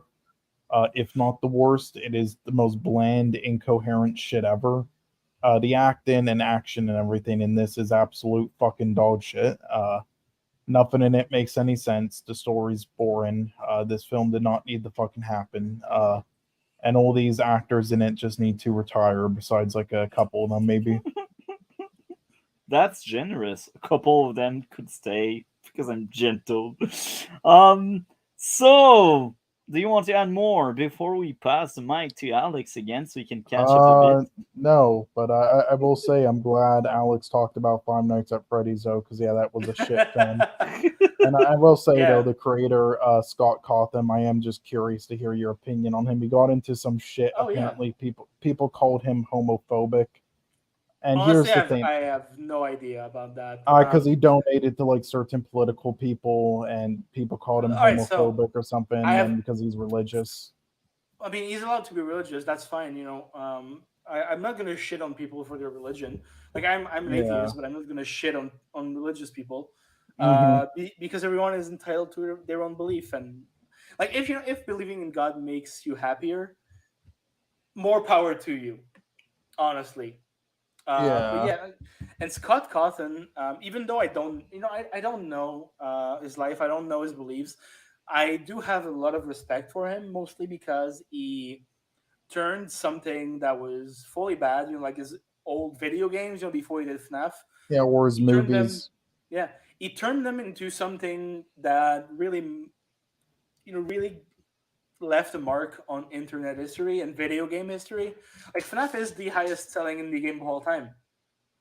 Um, and yeah, the fact that he engages so much with fans and really reads the theories and tries to please the fans of the franchise that he created instead of just resting on his laurels and just enjoying the money. Mhm. I think it's very cool. I'm Um, with you. I actually want to see his movies now. To Well, be not honest, not movies. His movies are games. shit. You mean his games? But Games. yeah, I was Uh, just curious at that. But I do agree with you. But yeah, I think the main controversy was that he was using his wealth like donate thousands to certain people who, I didn't yeah, know that. That sucks. Because yeah, that yeah. sucks. I don't. Like you're saying, I Nobody don't think should he's actually be. like, I don't think he's homophobic at all or Look, anything, and because you of guys like know. his I think at this community. point, you guys know me. I'm very Mhm. much left leaning in terms of politics, and I don't think that anybody should be discriminated against, especially the LGBTQ community. They've suffered enough. They are, and Yeah. they're very good people. Like I have a lot of friends in the community. Very good friends that are dear to me, and I know their struggles. So yeah, you know, I know this isn't the the politics podcast, but still, like I think that most of it comes from a lack of education on the subject matter and the lack yeah. of firsthand knowledge. Hmm. But like Yeah. I don't know if Scott is homophobic. I don't Well, know if I will just say I definitely don't think he is Mhm. homophobic, and because of like his community and everything, like Yeah. I don't think he is that type of person. But Yeah. it is that they say because he donated money to some conservative thing. Yeah, well, it wasn't just a conservative thing. He donated like thousands of dollars a lot of the time to like certain political leaders or like religious Well, people and stuff, and that's fine. And it's yeah. also fine, like if they're right leaning. The problem was that a few of them he donated to, like I don't know if he knew it or maybe he didn't do enough research, but he probably should have, especially when like Mhm. when a good portion of his community is in the Yeah. LGBT community.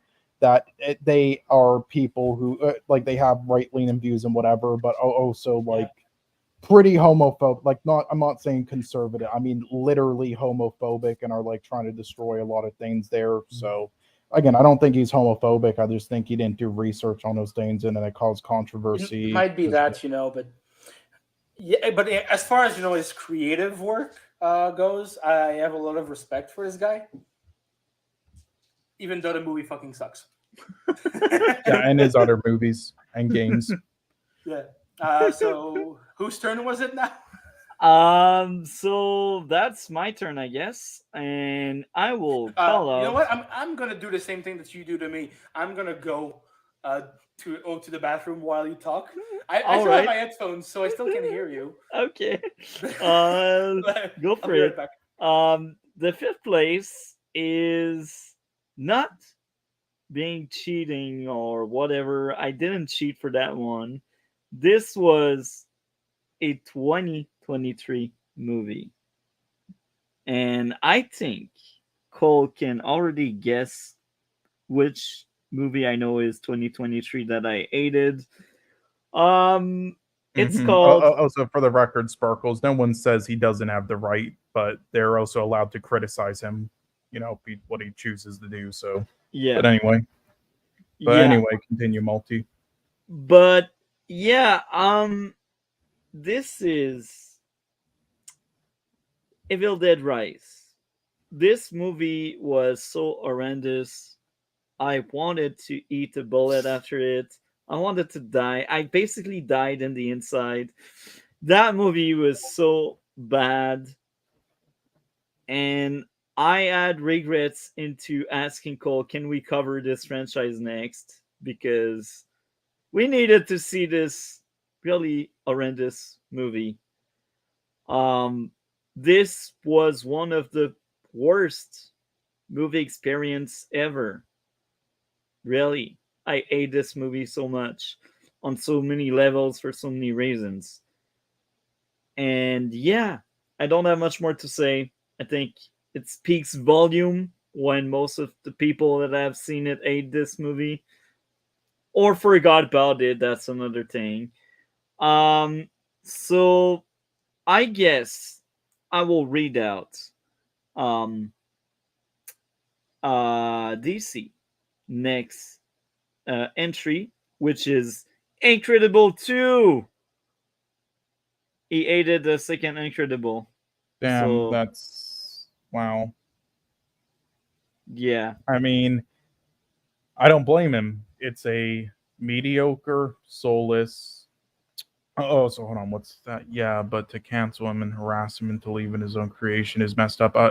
Well, no. Yeah. I mean, look, that some people might have harassed him, but that's just the internet works. That isn't everybody. That there's always going to be those people there. But to make him leave his own creation, no, that wasn't what caused it. He just decided to retire on his own doing.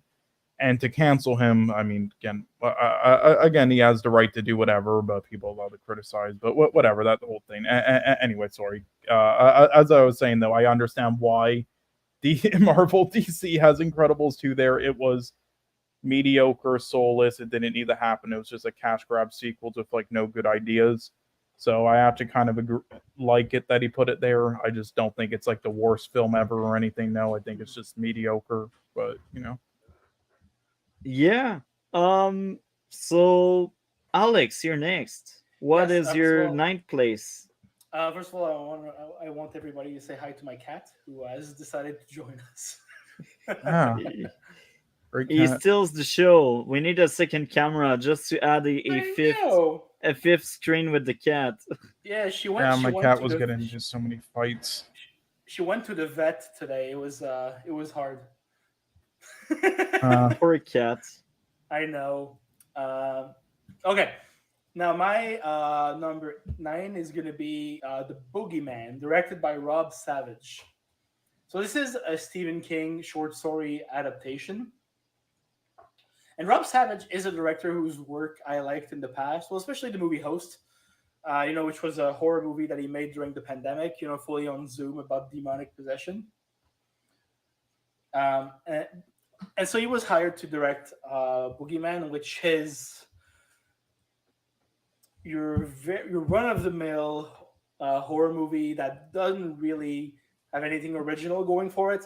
And, I've told you guys in the past that for me, the worst types of movies are the ones that are just fully bland, like fully like straight run of the middle movies. And this is very much in that category. It's not very scary. It's not very original. You can pretty much predict where it's going and where all the jump scares are coming from.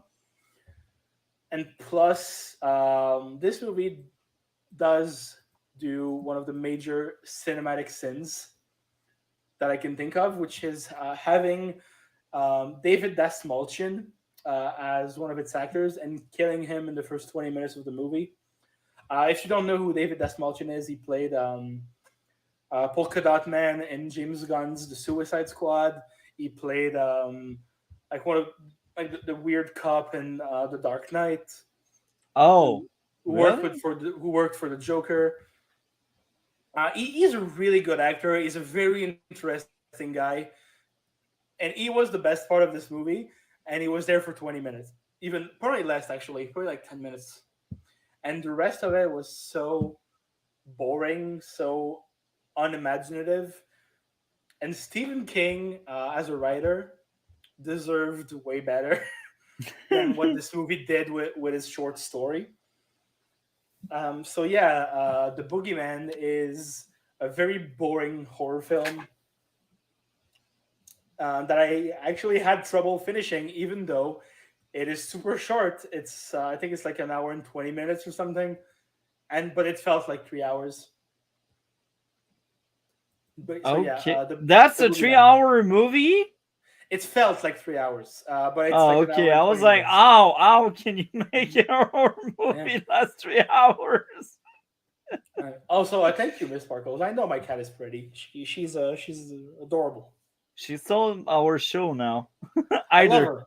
There, she's sitting on my lap. I love her so much. She's basically my child at this point. I love her.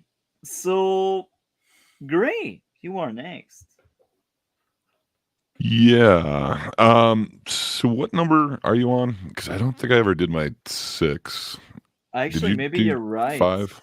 We Okay. were at 5, so say 2 in a row actually, because you need to Okay. catch up. I'll go fast on this. I don't have a ton to say. We kind of dissected this earlier, but so this one's from, I think it's like his second or third time directing. There's some really interesting makeup work that's done in this, and the supporting cast is pretty damn good. But this also suffered from the same problem that I think I experienced a lot in 2023 with the biopics, where there just seemed to be a problem actually. I don't know, fleshing out these characters. So Maestro for me was number 6. I kind of expected better from it. I was hoping for better from it. There are performances in it that I think are great. Like I think Harry Mulligan was great in it, and I think a lot of She the camera deserved work the was Oscar kind of nom. good. Yeah, and there's a lot of really cool camera work. He thought out transitions between scenes a lot. That's really interesting, but I don't know. For me, a lot of Bradley Cooper's acting just seems really stiff to me. It looks like he really learned to conduct, and that was awesome. I liked those scenes quite a bit, but I don't know. Just like when it zooms in on them sitting or laying very unnaturally in a field, I don't know. It feels super stiff to me, and then it kind of suffered from that whole. I don't feel like I really got to know these people. It just felt like a couple different vignettes, like this happened and this happened, as opposed to one of the other biopics that I fully expected to hate last year. The Iron Claw. I really thought that is not for me. I didn't dig wrestling. I don't know anything about these people, but I felt so much of a connection to every one of those characters. Where you get something like this, and it looks beautiful, but I just think it really misses the mark for me. So. Sadly for me, Maestro is number 6 on my list. And then I'm trying to remember what number. I don't have a ton to say on this, except for I don't think my number 5 movie should have been made. I don't think there was any reason to remake this. So my number 5 is something that Multi, I think, gave a 10 out of 10 to. So we have differing opinions on this. So What is it? I really don't think The Color Purple needed to be remade as a musical. Oh my god, I agree. It's in terrible. film form.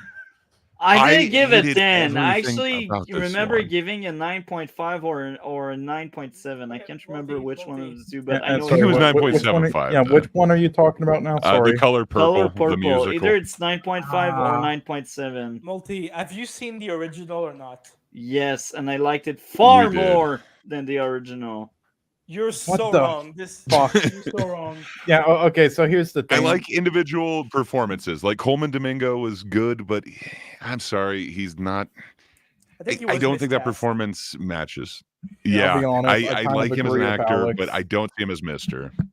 I so agree with Alex here. Here's the thing. I gave the film like an average score, said it was okay, had like good costume design, lighting, and other thing performances, because I so didn't care about that film and was so uninterested that I gave it 3 passes and didn't compare it to the original. But then I heard Alex talk about it, and I'm honestly like, yeah, this is getting so much worse for me. This is actually just like kind of a nothing film. Basically, what I told Cole, this is a movie like so. The Color Purple, the book and the original movie, it's a movie about male female. I don't like that word.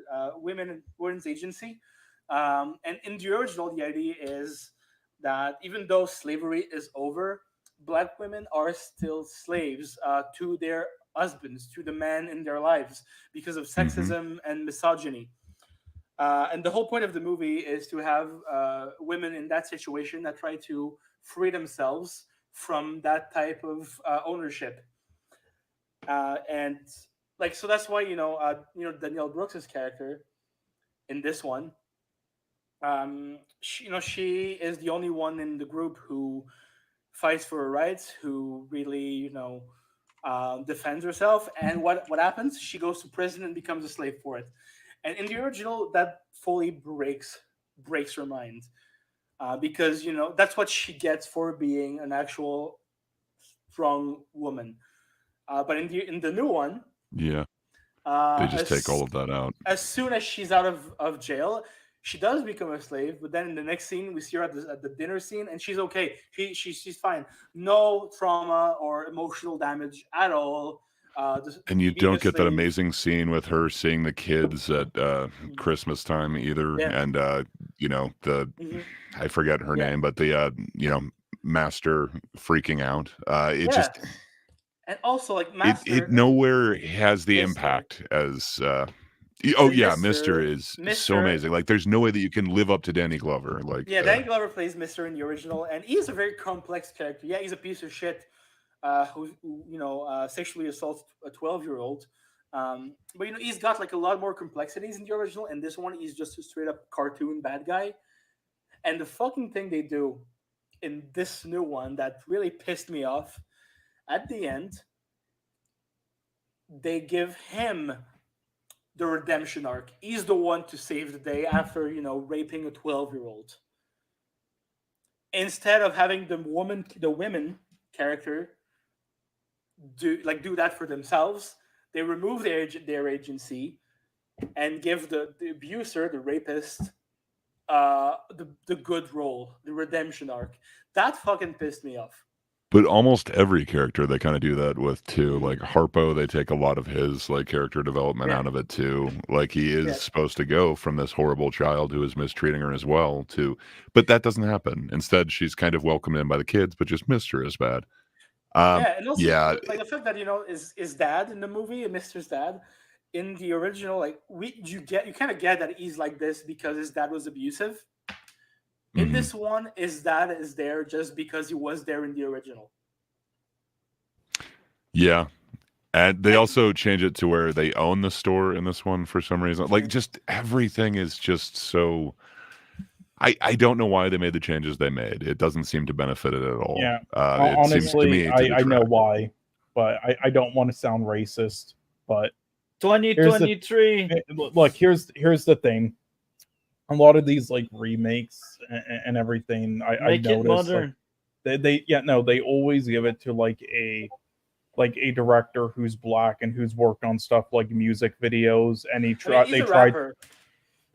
stuff like that, and they tried to like modernize. They try to just modernize it and give it like this black culture and this like upbeat spirit thing and everything, and feel good for them and with their style, but then completely throws away anything else and any story elements and like messages and deep layers in their films. I've noticed that so often. The only time recently where it actually kind of worked out was it wasn't a remake or anything, but just as a film recently, The Harder They Fall. But with other ones like that fucking Calmatic guy who then didn't like what I had to say and DM'd me on Twitter. He made those shitty house party films and White Men Can't Jump film. They were horrible. Fuck. And this is just another example of that. Basically, I just don't think that a movie. I don't think you should give the good role in a movie to a man that is abusive in a movie about female agency and them being abused by men. That is fully missing the point and being quite offensive in that way. Also, the Okay. songs are kind of shitty, but that's me. On that I agree. There's like two songs I actually enjoyed, but like there were so many fails for me. But yeah, you're next, Alex, with your next two movies. Oh, dude, wait. Next two ones, Yeah, like back to eight, back. 8 and 7, I believe. Okay. Is it where Uh, you were? well, hey, 8 is also Evil Dead Rise. Oh, Um, okay. I'm not crazy then. yeah, no, I thought it was goddamn That's not a terrible. full test. Evil Dead Rise. So I'm a big fan of the Evil Dead franchise, unlike Multi who hates them. Yeah. Yeah, Except the and 2012 one. I like the more recent yeah, one that's a cool. before It Rise. is good. I agree. It's a good one. But yes, this movie, first of all, is such a missed opportunity. Like you have an Evil Dead film taking place in an apartment building. Okay, this is cool. Like, this is cool. Chaos is gonna explode in that building, but no, they never leave that fucking apartment ever. And you do see the They hallway. saved some money on set design, you You know? do see the hallway, and you see the parking garage. But other than that, you stay in the fucking apartment, and creatively, you know they they do what they need to do so fast. Like the creativity is gone after 20 minutes. You're done with any type of fun filmmaking. You've explored this environment so fast. It gets old extremely quickly. And in terms of pure like technical shit, it's garbage. So the movie uses a lot something called a double diopter.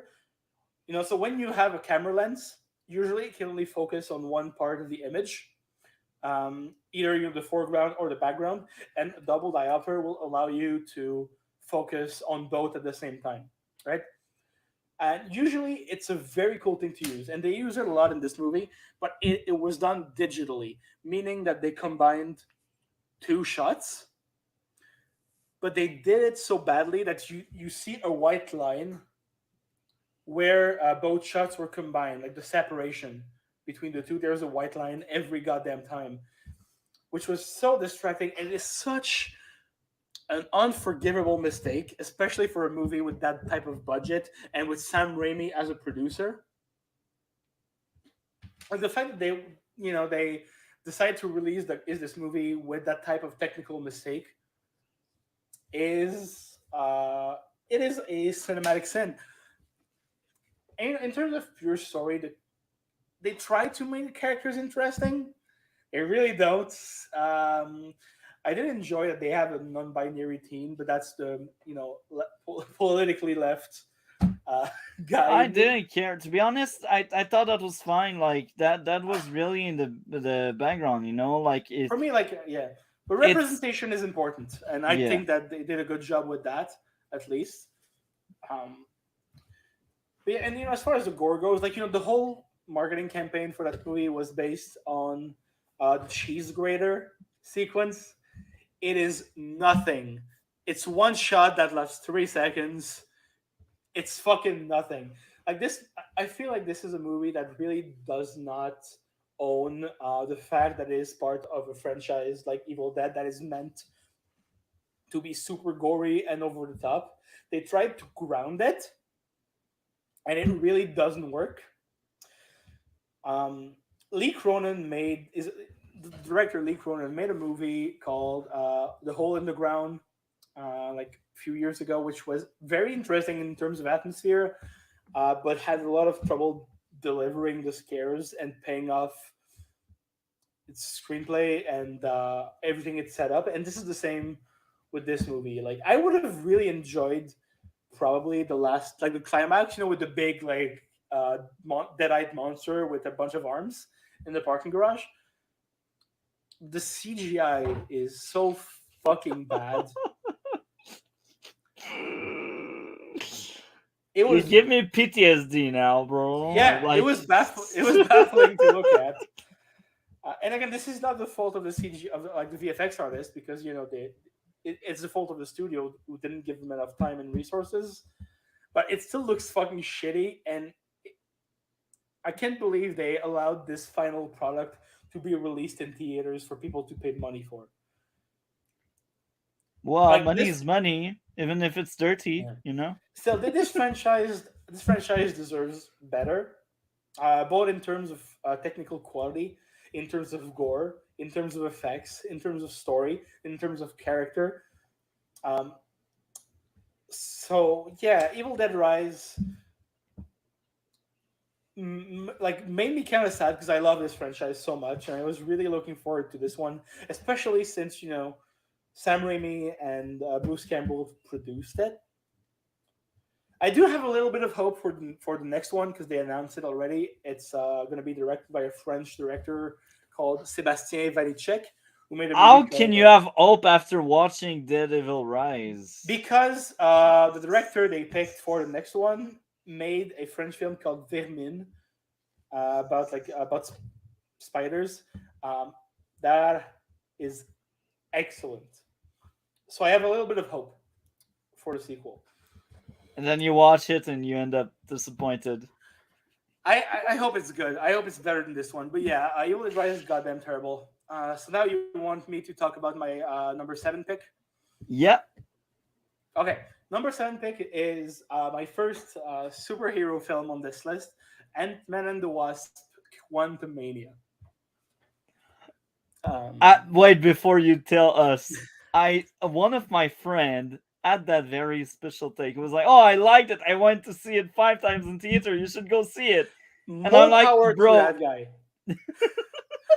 I'm like, bro, we don't have the same taste, man. I'm not watching this shit because it's bad. So Quantumania, uh, I really did enjoy the first two Ant-Man movies because most of all they were heist films. Like that was the type of films they were based on, heist movies, and they were mostly fun and well made. This one completely throws that formula out the window to make it a very standard MCU CGI fest, and not even good CGI. It's horrible with a very bland story, very uninteresting. Um, I- I'm so- I'm sorry, but the villain Kang, he is not threatening in the least. The humor is terrible. Like this movie, like for me, Multi got like 1,000 not funnies for me. I feel you. Yeah. I don't know. Like for me, this is like very much the bottom of the barrel. They were scraping the bottom of the toilets of the MCU for that film. I don't think anyone involved had any type of passion or desire to tell that story, and it shows on screen. Yeah, this movie is the reason why the MCU is failing right now. It is symptomatic of every bad decision that studio has been making for the past like 3 or 4 years, I and feel it made you. me sad. And it kind of made me sad because with Guardians of the Galaxy, this was one of the most hopeful franchises of the MCU. But no, it was very much murdered by Disney, Marvel, and Kevin Feige. So yeah, Quantumania is my number 7. And I only heard bad stuff outside of my friend that went to watch it 5 times. So that's why I haven't seen it. But like eventually I will watch it for our podcast because of the retrospective on the MCU, and this will be a painful experience, I can bet. Speaking of MCU, my next pick, which is my fourth place, um, I cheated again. Wakanda Forever. Wow, it's only number 4. Wow. Well, the other three are actually like Yeah, but of all time, yeah, um, yeah. That was very hard for me to place the other two underneath, but yeah, that's like in retrospect, I do think Wakanda Well, Forever is terrible. Well, yeah. but No, it's not good. yeah, Wakanda Forever, I truly hated this movie so much for so many reasons. That was Yeah. the first time my score went in the minus, and I needed to give some praise to give back points. Yeah. That Oh, was I'm like, this sorry. film I is like what misclicked. you I'm get. drunk. This is empty. Oh fuck. Jesus Christ. Yeah, well, I will just say Wakanda Forever is what you get when a shitty comic book studio tries their hardest to make a super artistic, intellectual film and lets the director do whatever to try to make it happen while then just trying to cash grab someone's death. You get this pile of This is a good shit that's director, like though. 3.5 hours.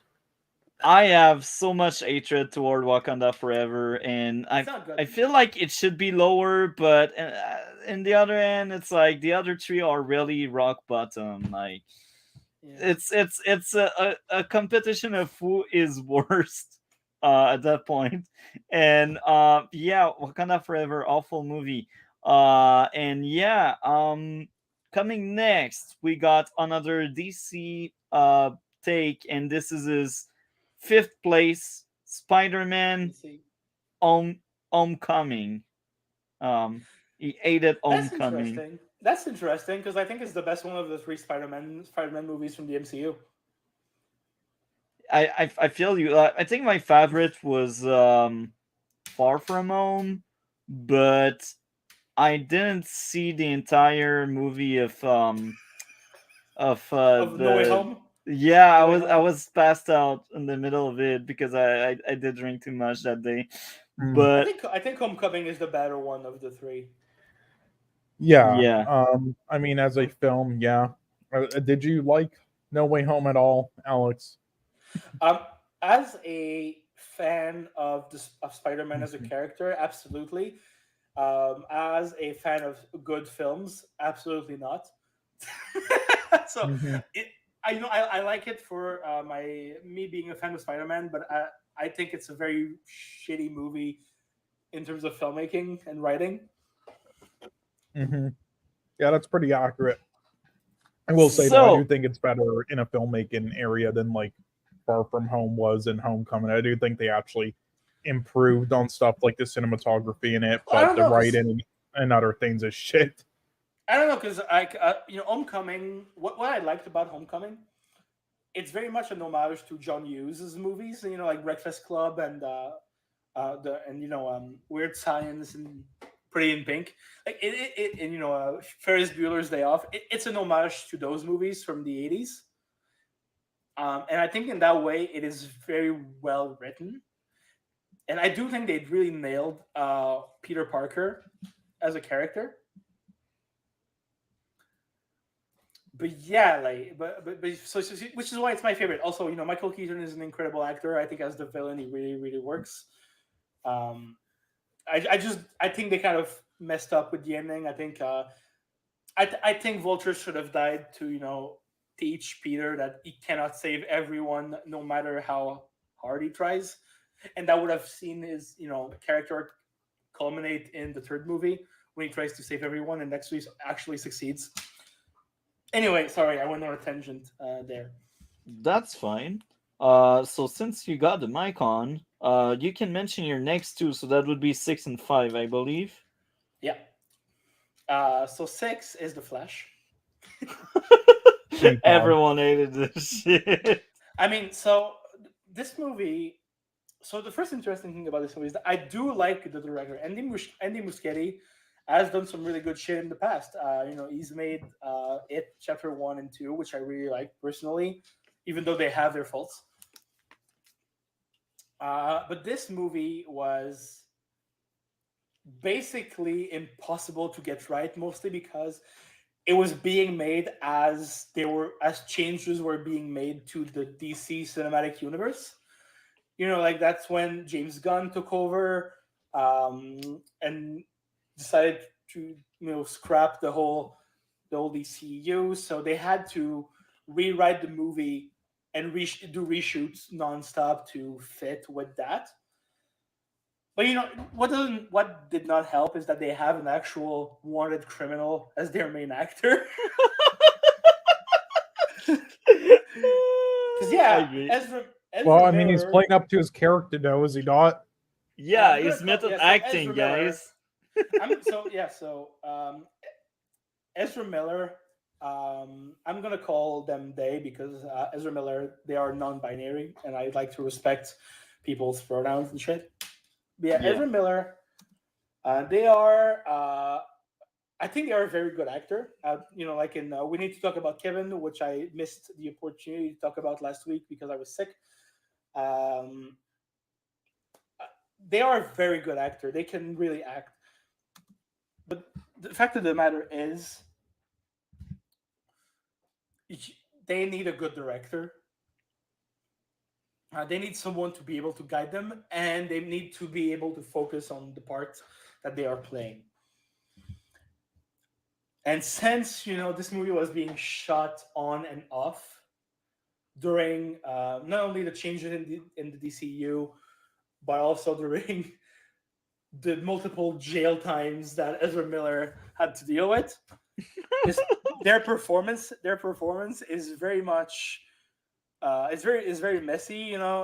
In some parts it's pretty good, in some parts it's shitty, in some parts it's grounded, in some parts it's unhinged, mostly because a lot of these scenes were shot months apart.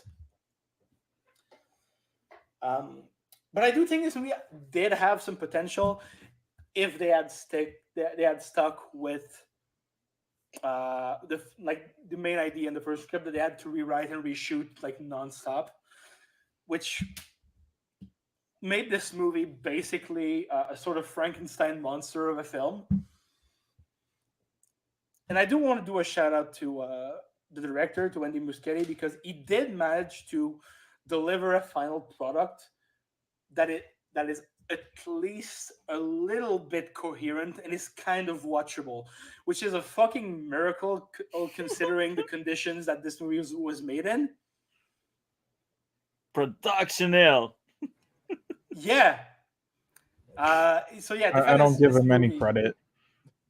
was released is a goddamn miracle, considering everything that happened. They then Miller did. Yeah, but even then, it is such a mess. It is so badly written, so incoherent. The CGI is straight out from a PS3 video game. That's 10 years that's ago. insulting for PS3, bro. PS2. That's more fair. No, PS3. PS3, I think. 2. But yeah, and they try so hard to incorporate this character in the DCU, a DCU that is fully dying. Like watching The Flash felt like trying really hard to understand the last words of a dying man. Or escaping dementia, something like that. Something like that, right? This movie stutters.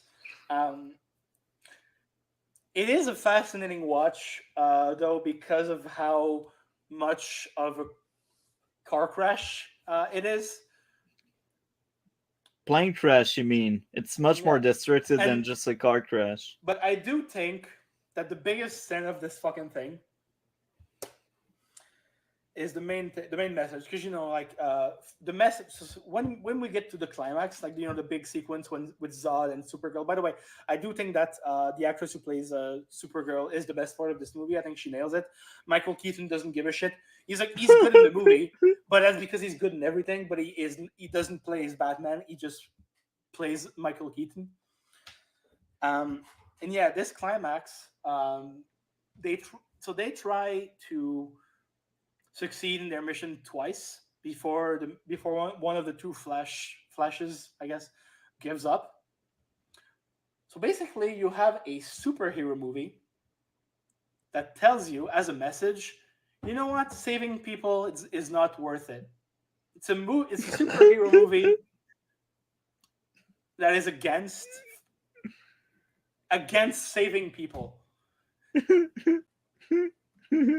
Which is fucking insane. Like what The way that's, to do it, guys. The way that's to what do superheroes do. They are heroes. They save people, but after trying twice, he gives up. it. The way Basically to do saying, it. "Hey, we can't do it. We can't change it." That's your fucking job as a superhero. That's what they do. But no, they tell you that they try to, push their shitty Back to the Future like morals of, hey, sometimes we can't change the future and we have to accept it. Sure, that works in a movie like Back to the Future, but in a superhero movie, Well, that where was they're the thing going, in the Flash TV show as well, but the Flash I TV show they did much better than this shit. but yeah, the Flash is is not only insulting to cinema everywhere, but it is insulting to the very concept of a superhero. I feel you. I cannot blame you, bro. Yeah, I feel you. this film was absolute garbage. Thank you for roasting it. And I Yeah. can't believe this guy's going to work on the Batman film next. Oh, no, that film has been canceled officially by David Zaslav. Wait, The Brave- Brave and the Bold got canceled? Yeah, it's been canceled. What? Wait, so they're doing something else for Batman? They're not doing anything for Batman. Just the sequel to the Batman. Oh, wait. So is it going to be connected now, or no? They're just not doing No, anything for it's the still universe. not going to be connected. It's still not going to be connected. But so far the Brave and the Bold has been canceled. Okay, you know what? That's Wow. good though, because for them to start in their Batman universe with the Brave and the Bold, and as an older Batman, is so weird. They should have. Yeah.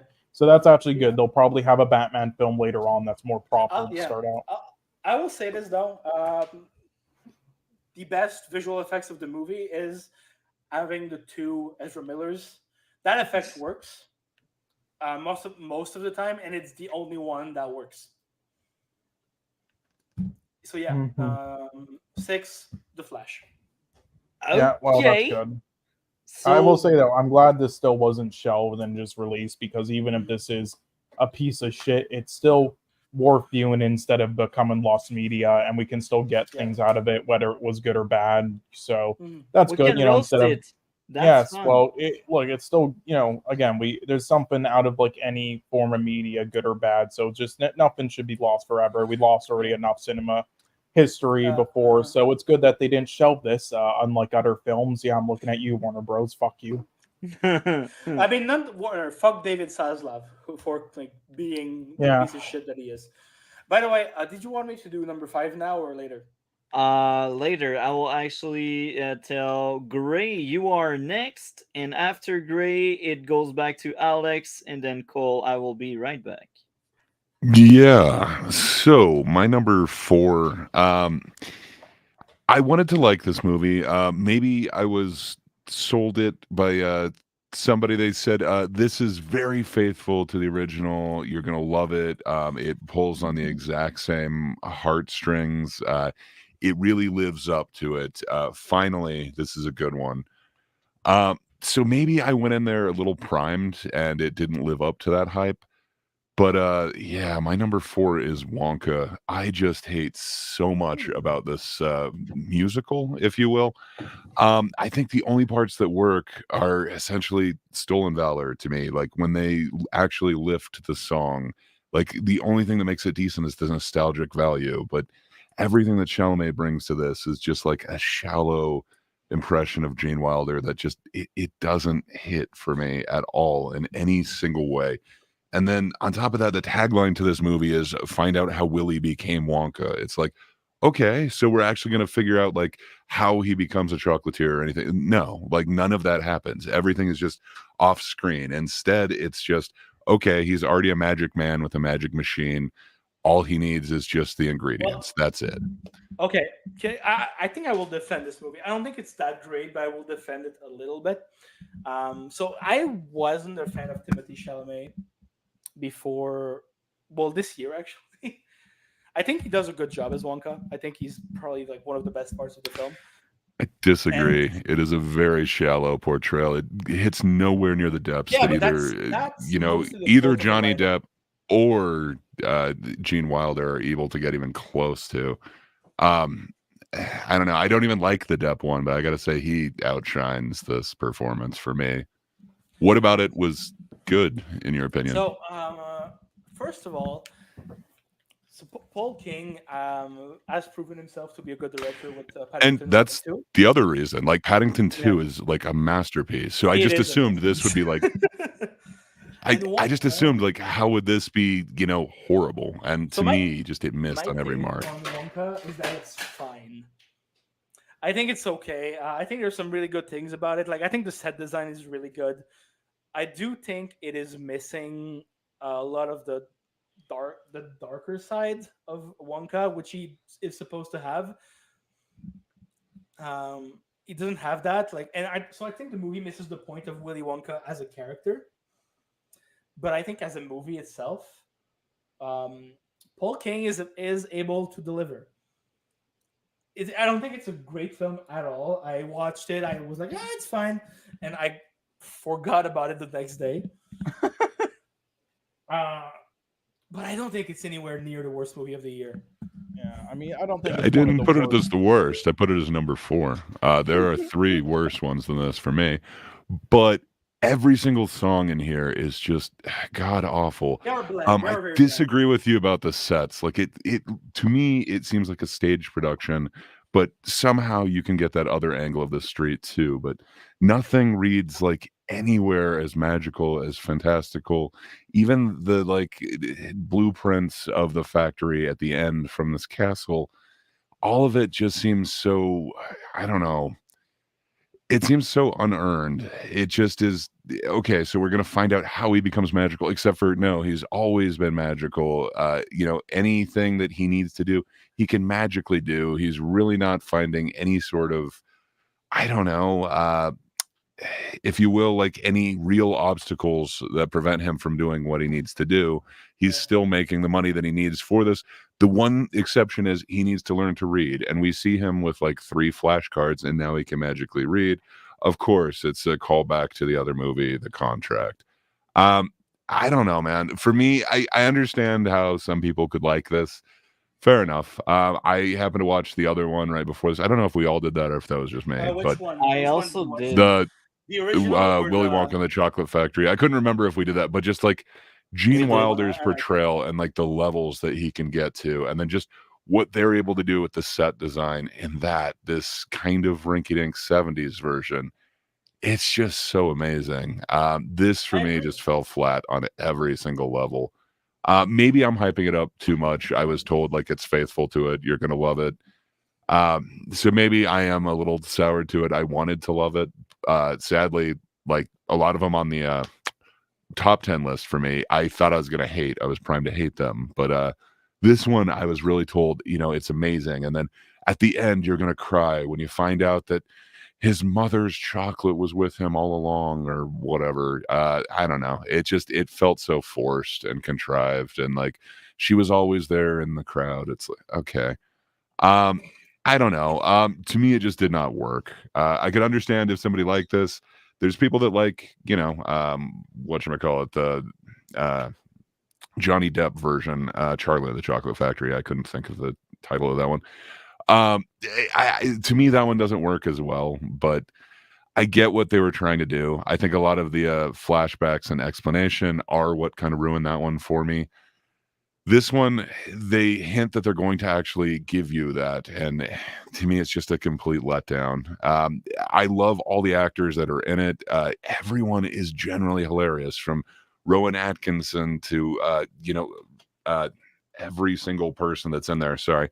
I like Tom Belcher. Matt Lucas is amazing. Michael Key is always awesome, and Jim Carter as Abacus Crunch in this one.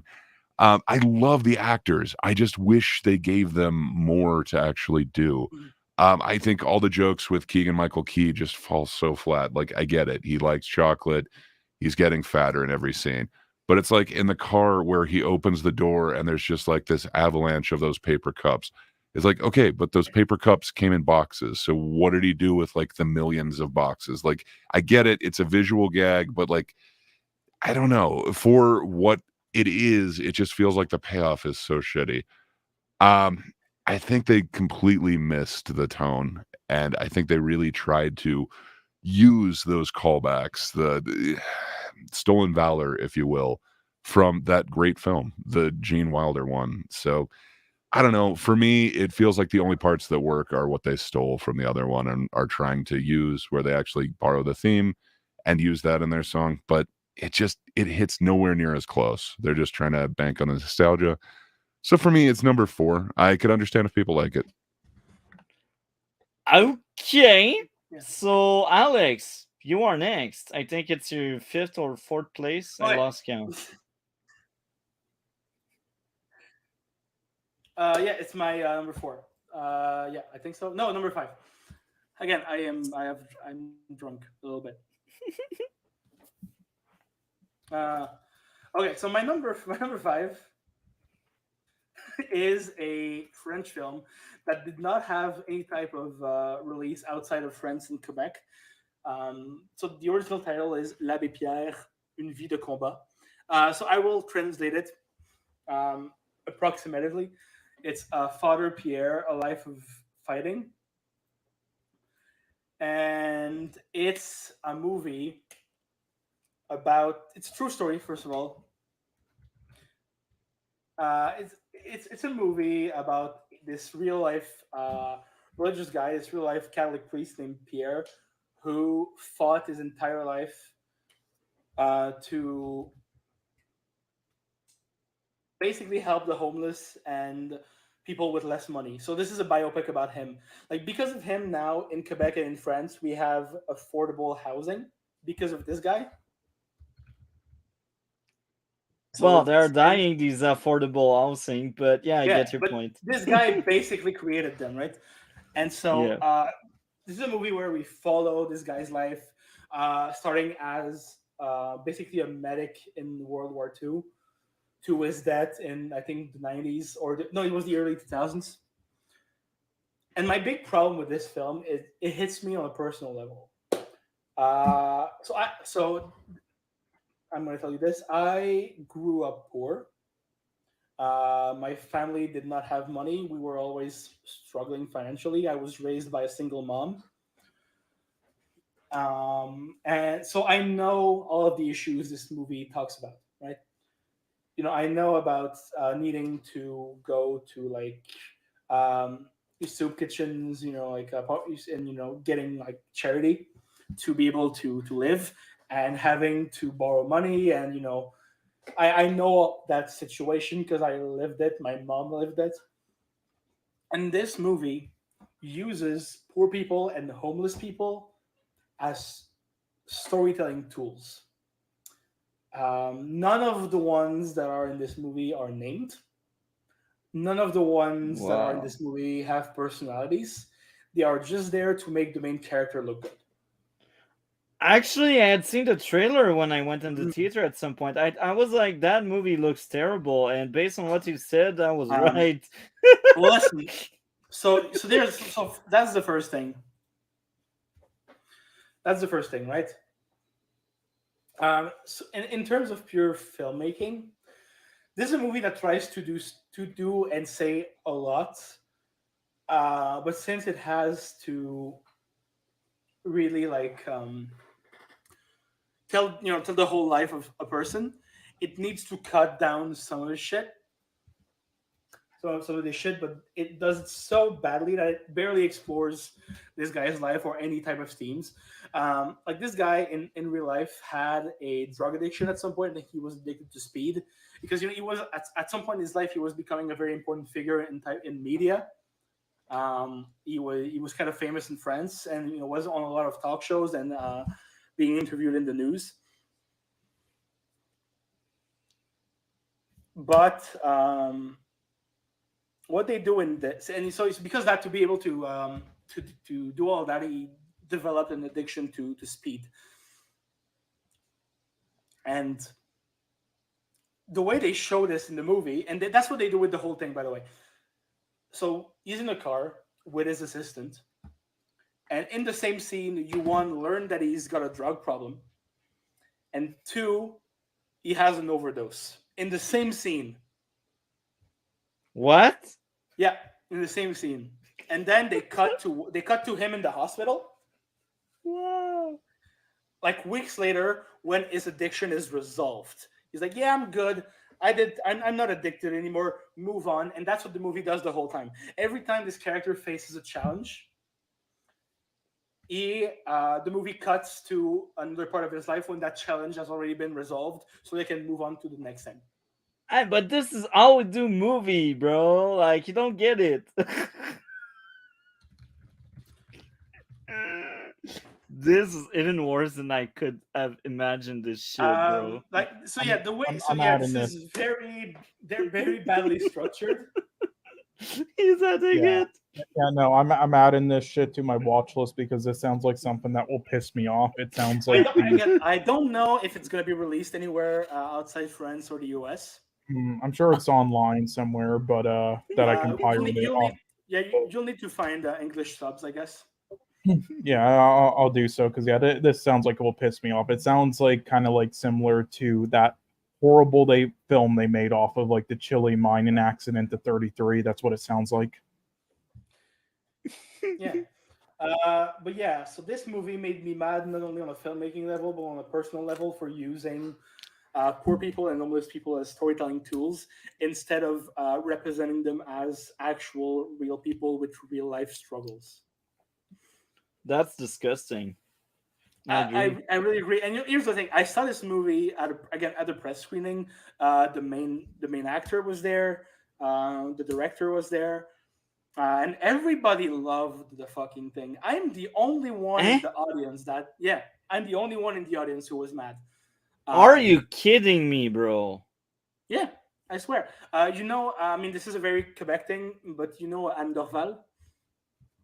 Okay, yeah. Okay. She was in the audience, and okay, and she liked it. She gave a standing ovation. Now, I left this movie. Why am I not surprised?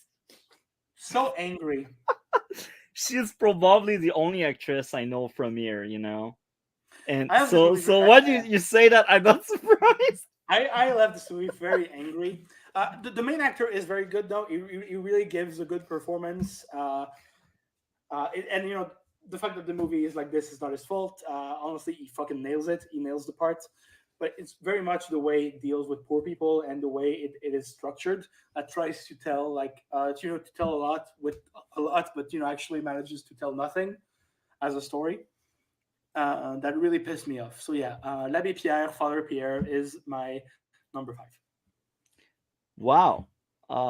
That's a movie maybe I want to watch only to poke fun at it because this sounds so terrible and awful. What's your 4th place? Oh, okay. So me? Cool. So Yeah. my 4th place is gonna be it's a comedy. It is Strays. So you know that dog movie where the dogs curse and cuss. Mm-hmm. So I was hoping that What? maybe it wouldn't be a horrible film, but I haven't watched it yet. Damn, this doesn't bode well for it. That's a thing that exists? What? yeah. The whole joke of the movie is that it looks like a kids' film. We have like animals that cuss, and the main dog is voiced by Will Ferrell.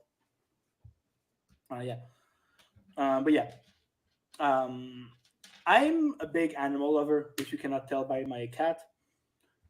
And I think that this movie should be classified legally as animal cruelty. Wow! This is words, bro. Not only does it only have one joke, which is, hey, wouldn't it be funny if a dog said fuck? Wait, it's not funny. that was really in the movie? Yeah, it's an actual movie, Strays. It's not interesting. It's not funny. It doesn't have anything to say about anything. And yeah, as an animal lover, this offended me on a personal level. I'm not surprised. Like, there's one funny scene at the very end, but yeah, like the main deal of the story is that you have this dog who loves his owner, but his owner is an abusive piece of shit who throws him out. And as revenge, the dog decides to travel all across the U.S. to bite his testicles off, and he finds other stray dogs to go on this quest with. And there's a lot of sex jokes, a lot of and there's like a drug sequence at some point where the dogs have taken mushrooms or something like that, and they're like all What hallucinating. the fuck Yeah, is that? hallucinating. What The problem is that all of these jokes get very old very fast. They're not very funny.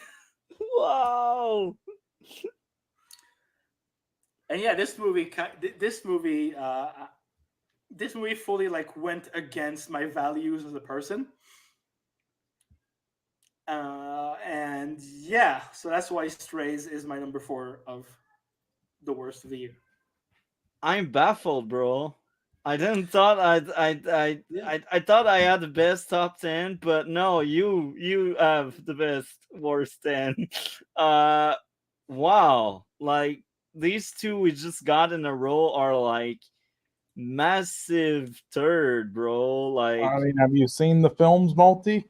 no, but I want to see They them may, they because may they be sound good so though. terrible. You never know. They might be good. You tend to No. like those films. No, no. But I need to see these just to poke fun at it because they sound so terrible. Like Yeah, how? I did watch that Strays film. That was it wasn't like 1 out of 10 garbage, so I didn't have it in my mentions, but it was definitely like a 2. It was absolutely terrible, but somehow nowhere near one of the worst like talking dog live action films ever, which is why I Oh, gave this it a is 2. live action. I thought that Yes. was animation. Yes, what do you mean? Yes, there's many of these. They have Fully talking live dogs action. in live action, and there's so What Well, I many of mean, them. the fuck is that? it is animated when the dogs are talking, like they're not actually moving their lips Yeah, like that. I know, But it's but live action. what the fuck? Yeah, but this is nowhere near like one of the worst. There are some horrendous fucking movies out there with this shit. I don't So know. Like for me, this is one of the worst of the worst. Mostly because of how much I love animals. So now we got another DC pick. Is 5th place is Toy Story 4. He just Really? liked it that much, yeah. I mean, I don't think it's Of all garbage. time? Yeah, it's like I didn't like it, but really, yeah. Since I'm still into DC and is almost over, is 4th place is Nimona, and I like Nimona, so I don't get it. I just Yeah, don't. It's fine. I really don't. It's Yeah, not it- everyone's cup of tea. I could understand Yeah. why it would turn off some. Yeah. Is 3rd place would be Home Alone.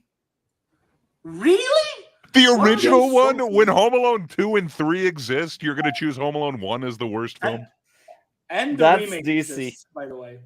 That's DC, guys. um, this will be clipped. But don't you worry, guys. There's in the supercut I'm doing. There's at least an hour of just me getting roasted.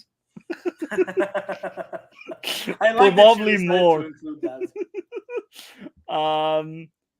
So now it's like there are a bunch of movies that are like on par in his first slot. That's why I said third, and now it's 1st place. But apparently, he has Zootopia, Inside Out, Big Hero 6, Sing, No Way Home, What is and wrong?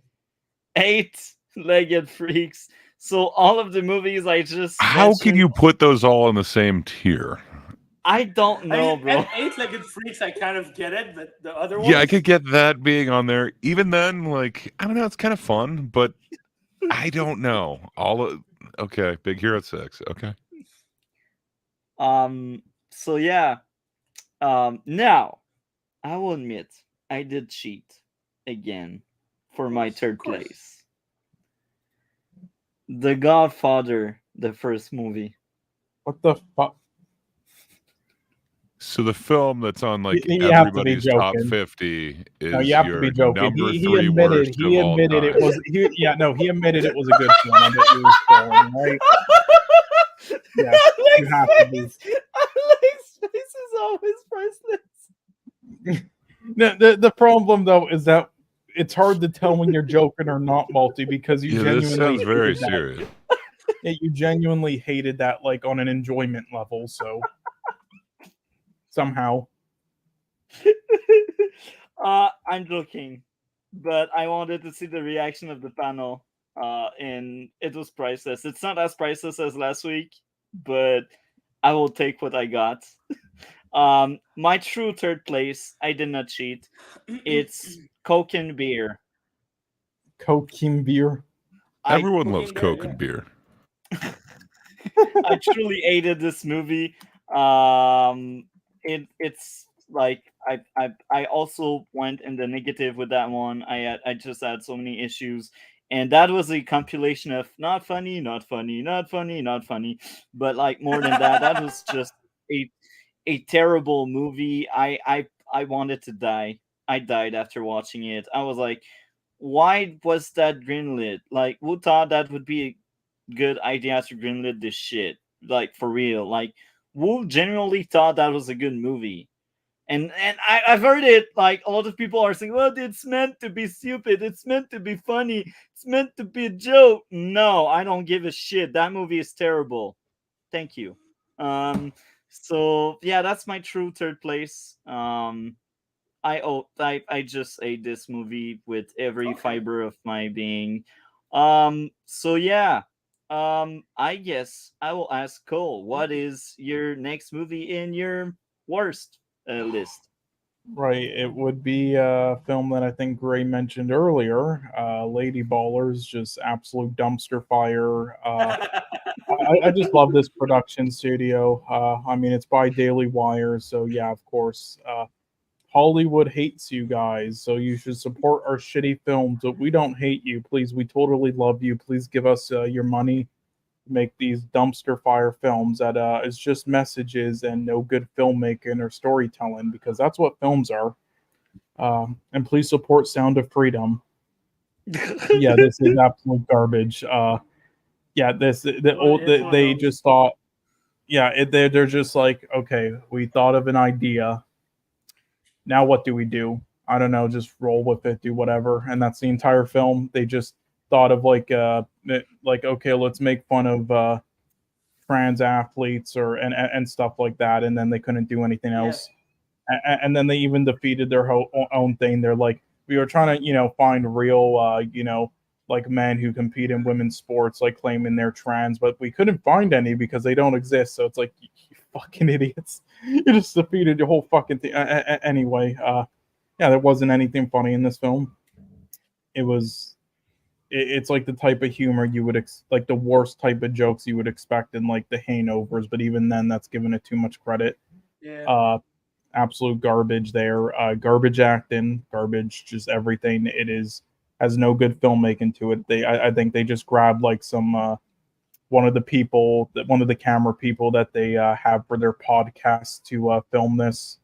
So yeah, and edit this. Like this is just a film made for nobody besides people who are too obsessed into political worlds like this and need to go outside and touch grass. And actually, talk to people. And realize that the LGBTQ community isn't the boogeyman.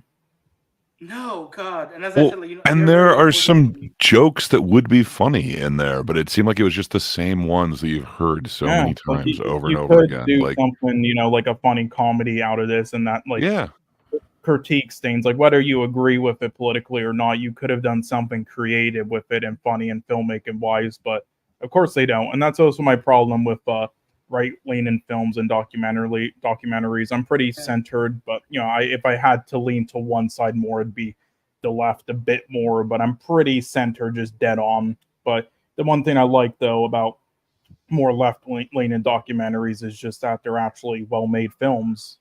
especially like Bowling for Columbine and just smaller ones too. Like with a lot of right-leaning documentaries, they have like no funding in them, and they just get people. The people don't know what they're doing because they don't care actually about making a film. They just want to scream like shit in your face, sort of like that Robert Davi guy who filmed that My Son Hunter film, and then he attacked us on Twitter for it. So Yeah. Do you want to add more to this? nope, that's it. Okay. So, Gray. Gray. You are next. Okay. Do I have to repeat it 3 times? Because Greg. Yeah. So my number 3, it's from a director. Oh, so it's been mentioned, and I think me and Cole might be swapping. It might be his number 10, and he just had my number 10 is his number 3. I might be having his number 10 at my number 3. We'll see. If not, it was in Cole's list already. But sometimes I'm a fan of this director. He's got some films that I really have enjoyed in the past. Perhaps they're not the greatest, but like Identity I kind of dug. Walk the Line isn't horrible. 310 to Yuma is at least entertaining. And then Logan I thought was like amazing. So when I heard that he was going to head the new Indiana Jones, it's like, okay, this might not suck. You've got Mads Mikkelsen, you've got Rhys Davies, John Rhys Davies, Antonio Banderas, Toby Jones. It's like, that all sounds awesome. Okay, and then we're gonna have Harrison Ford and Phoebe Waller-Bridge. I don't hate Phoebe Waller-Bridge. Fleabag really is an awesome show. I didn't hate it. I have not finished it. I should probably go back to it at some point. Yeah, she was good in Fleabag, and that's about it. Yeah. So I had kind of hopes for this. I really hated the last one, Crystal Skull, but from kind of looking at this, it looked a little bit more grounded. It wasn't like cars literally flying through trees. I don't know. That seemed a little over the top. This at least seemed like, okay, maybe it's going to be grounded a little bit. I did hear a spoiler that there is time travel, and that was about it. So I don't know. I guess I was expecting, I'm probably going to hate that element of it, but okay, this could be good. And there's moments of it that seemed kind of decent, but my God, like, why would you introduce this character, the one that everyone loves, like, as this crotchety old man with a baseball bat just beating on his neighbor's door to keep it down? I don't know. Every choice that they made with this just misses for me. It's both Cole and Alex have kind of said everything that there is to be said about this, but like the action scenes, it really is just Harrison Ford in like these close shots, and it's not really him when it's wide, and then Phoebe Waller-Bridge has to do the actual action. I kind of dug the addition of the kid. I can't remember his name, but kind of like Short Round, except for they make him kill someone. So I don't know. That's interesting. I guess I wasn't expecting it, but Nobody did. Yeah. Well, it's kind of interesting, and then they have like the whole weird Nazi element in there, but where it really falls apart for me. So there's many places where it falls apart, but not to mention the time travel, not to mention like you save the world by clubbing a 70-year-old over the head. Happy ending. I don't know. It seems really weird to me, but the fact that he's wanted for murder, all of this bad shit happens, he goes back in time and then comes back to the regular time, but nothing was solved. Like, he's still wanted for murder. Like, the next film is him rotting in jail. I don't know. I think he should have died in the past, but of course they can't do it. It just feels like they made a bunch of really horrible choices in this one. And it sucks because I like the people involved, like almost everybody. So I don't know. I was just wanting more out of it, and it feels like it was a fail on so many levels to me. Yeah. But mostly it's the story. No Wood Kwan either, and no Shia LaBeouf for good reasons right now. I think that was a good choice to kill off Mutt for good. But every other choice, I do not disagree with. The choice to keep him no fridge scene this time, that's kind of good. While the opening with like the hanging and everything, While that is a bit extreme, I did like that more than the stupid fridge explosion in the last one. So I guess that's a slight improvement for me, but it's just from like terrible to bad. So Yeah. I don't know. It's still on my list. Yeah. I mean, props to the person running Lucas Films, though, replacing all the leads in their most popular IPs with a brown hair white lady as a brown hair white lady. Nice job. So there's a. Do you want to add more, Gray, before I move on with my second one? Nah, I think everything's been said about Indiana Jones and the Dial of Destiny. Just this movie shouldn't have been. And the disease of destiny, we should say. Mm-hmm. I mean, the problem is the director has no style. That's the issue. All right, like he's made good Fair films. enough. When you look at the back one, or the ones that I was mentioning, like Girl Interrupted, Identity, Walk the Line, Yeah, 310 he like has there's not makes a good style. Yes, he Each makes one are good their own films, thing. but it's the performances and writing and other things. His directing has no style, and it's something that Joker brought up before, and I agree with him. And Logan was just a big fluke, in my opinion. So I loved it, so I was hoping for something better. I didn't really dig Ford v Ferrari, but Logan was good. So it's excellent like film, maybe this but could work. Maybe this wouldn't suck.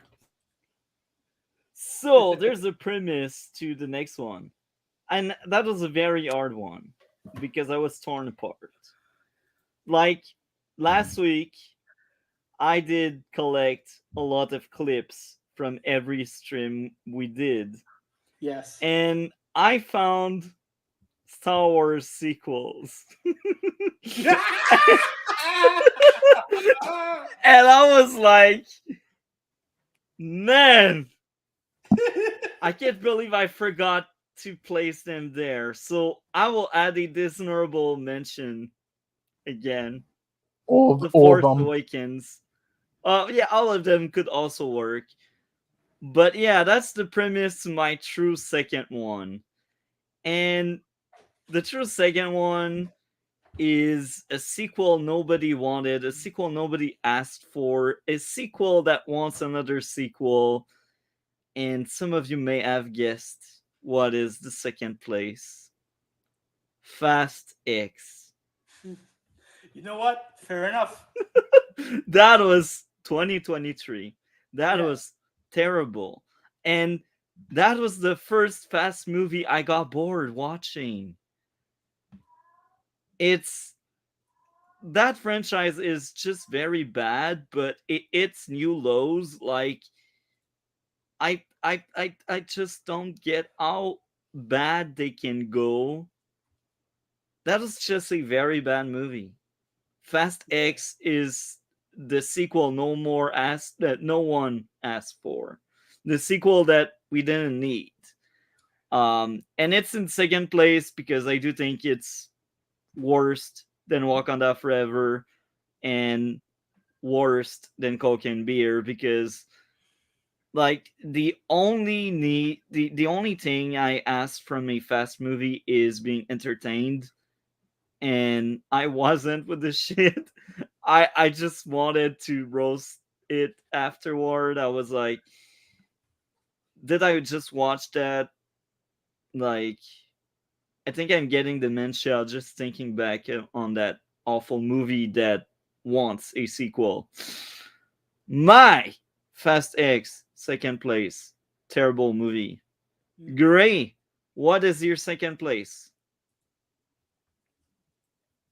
Well, my second place, I think, also made an appearance somewhere on somebody's list.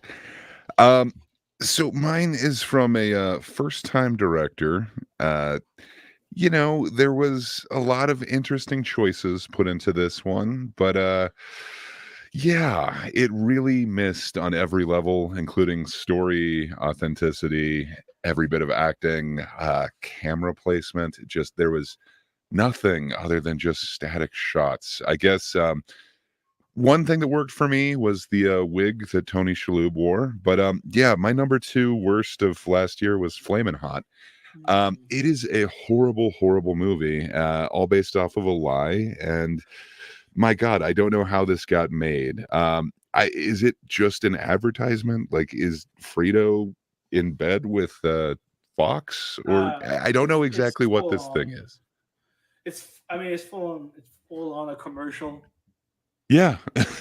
It's just a commercial for a product that doesn't really need a commercial, and I thought that was the point of the story, but I don't know. It Maybe tries, I'm wrong. it tries to It hide it it was as it was in my eighth place, I believe.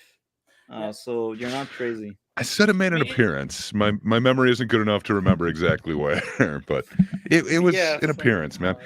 But Ava Longoria, I don't hate her acting, but I didn't see anything that impressive in here.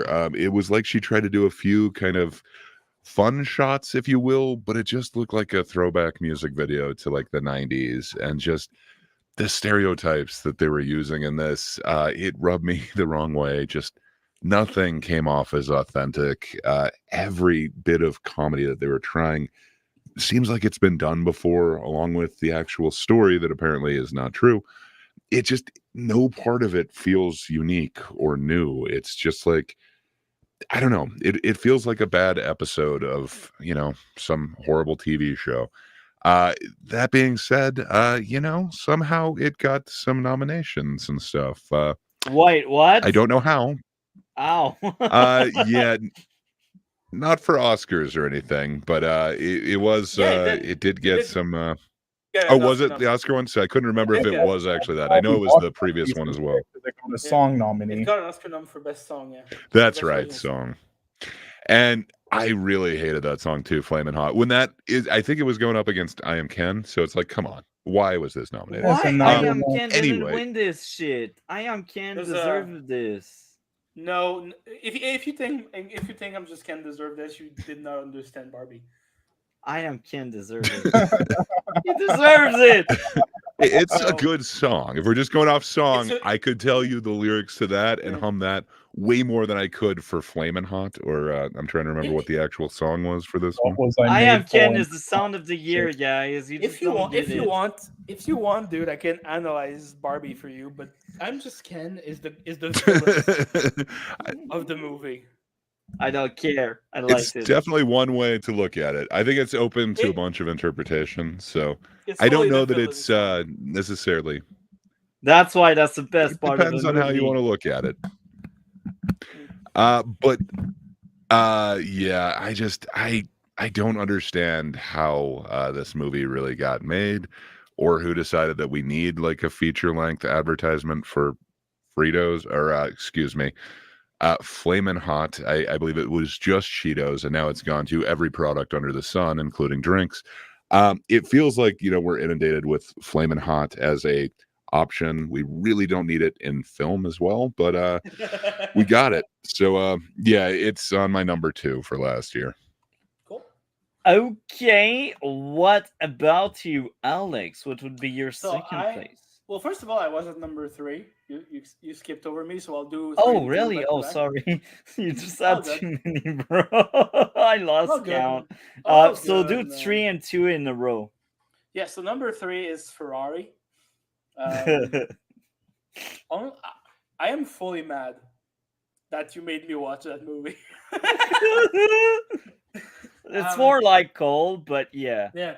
I'm usually a big fan of Michael Mann. I think he has been one of the greatest director to grace the United States ever. This thing, not only is it fucking Masterpiece. What are boring- you talking about, bro? I mean, no, it's fucking boring. And oh, hello, cat. Yeah. So sorry, my cat sent a bunch of dots in the private chat. Yeah. So not only is this movie goddamn boring, the acting in itself is super offensive because of the shitty fake accents that everybody tries to give themselves. And yeah, the stupidest CGI and anti-gravity car crashes I've ever seen. Like I don't think I've been this bored by a film during the entire year of 2023.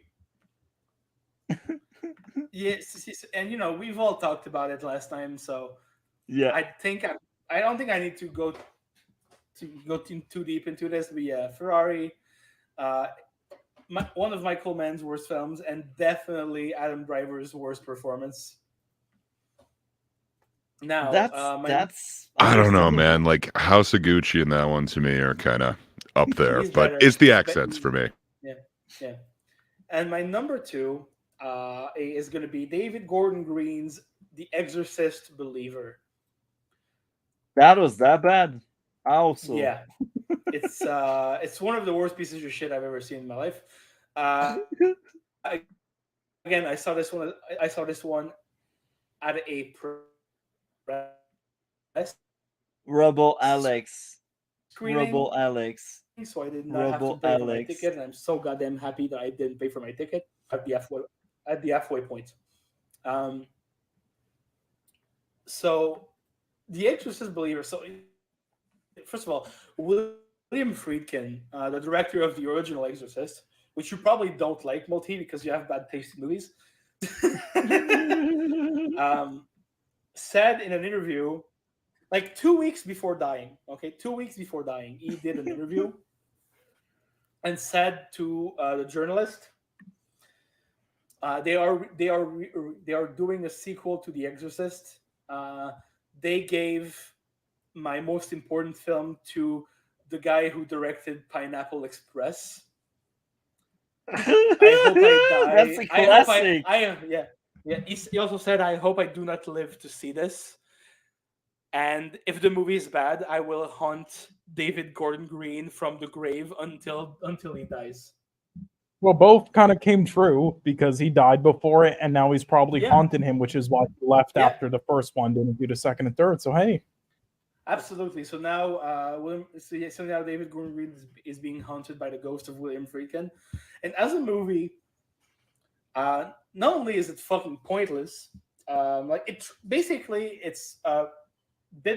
for bit, like beat for beat remake of the first one, but like for some reason now there's 2 girls instead of 1, and they decide that, oh yeah, now this time it's not just going to be a Christian exorcism, we're going to bring in exorcists from all of the type of religions. fucking multiverse.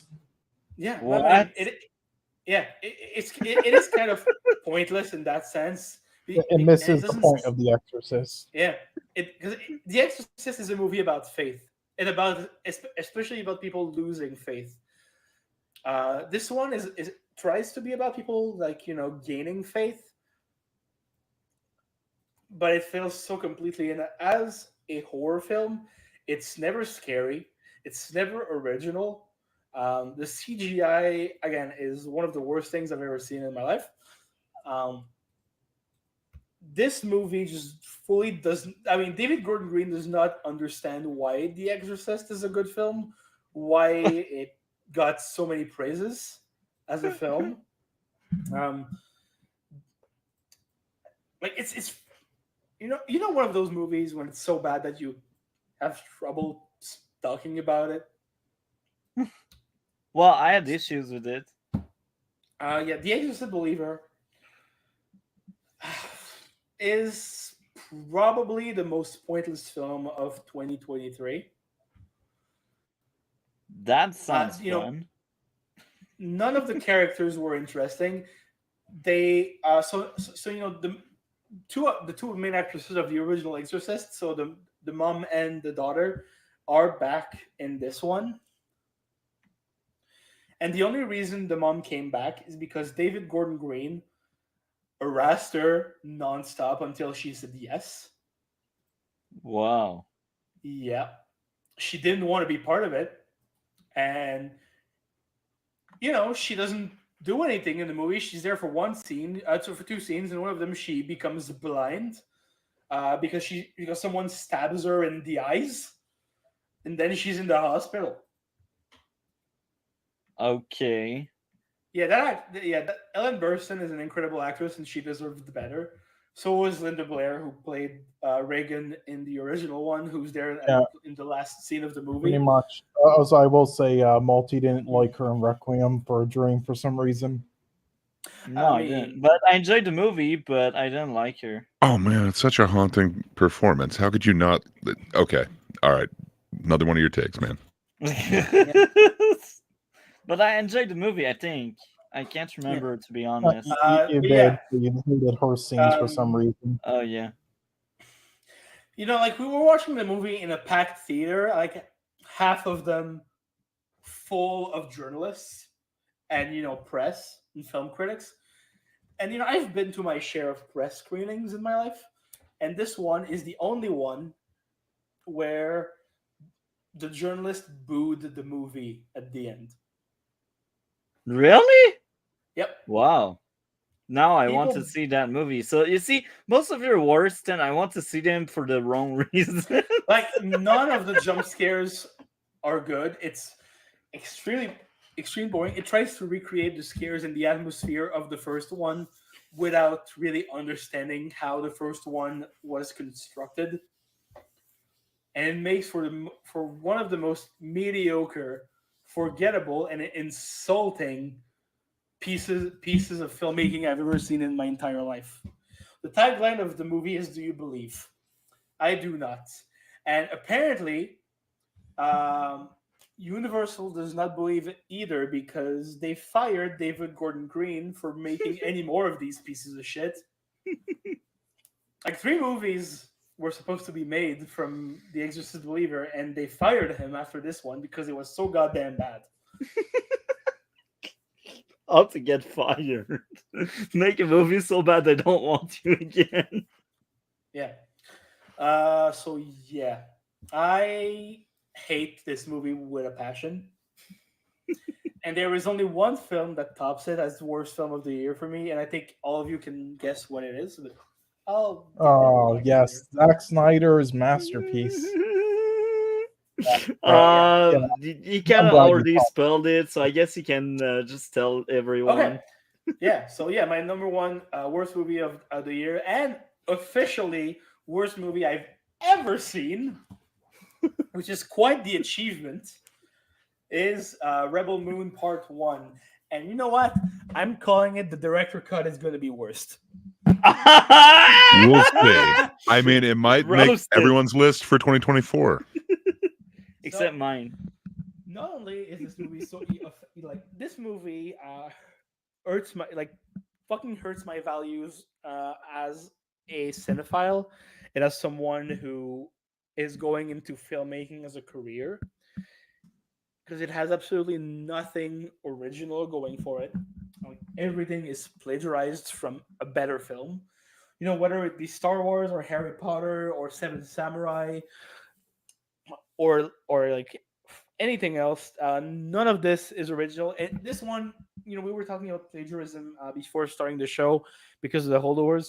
This movie is full of plagiarism, like right down to the design of some of the characters and some of the scenes. This is plagiarism. There is nothing original about this goddamn thing. um I did a slow mo in case guys missed it. That's what you were doing? So- It was really creepy. and so Zack Snyder recently went on Joe Rogan's podcast. And he proved to me and to anyone listening that he knows fucking nothing about filmmaking and has no media literacy at all. Let me explain.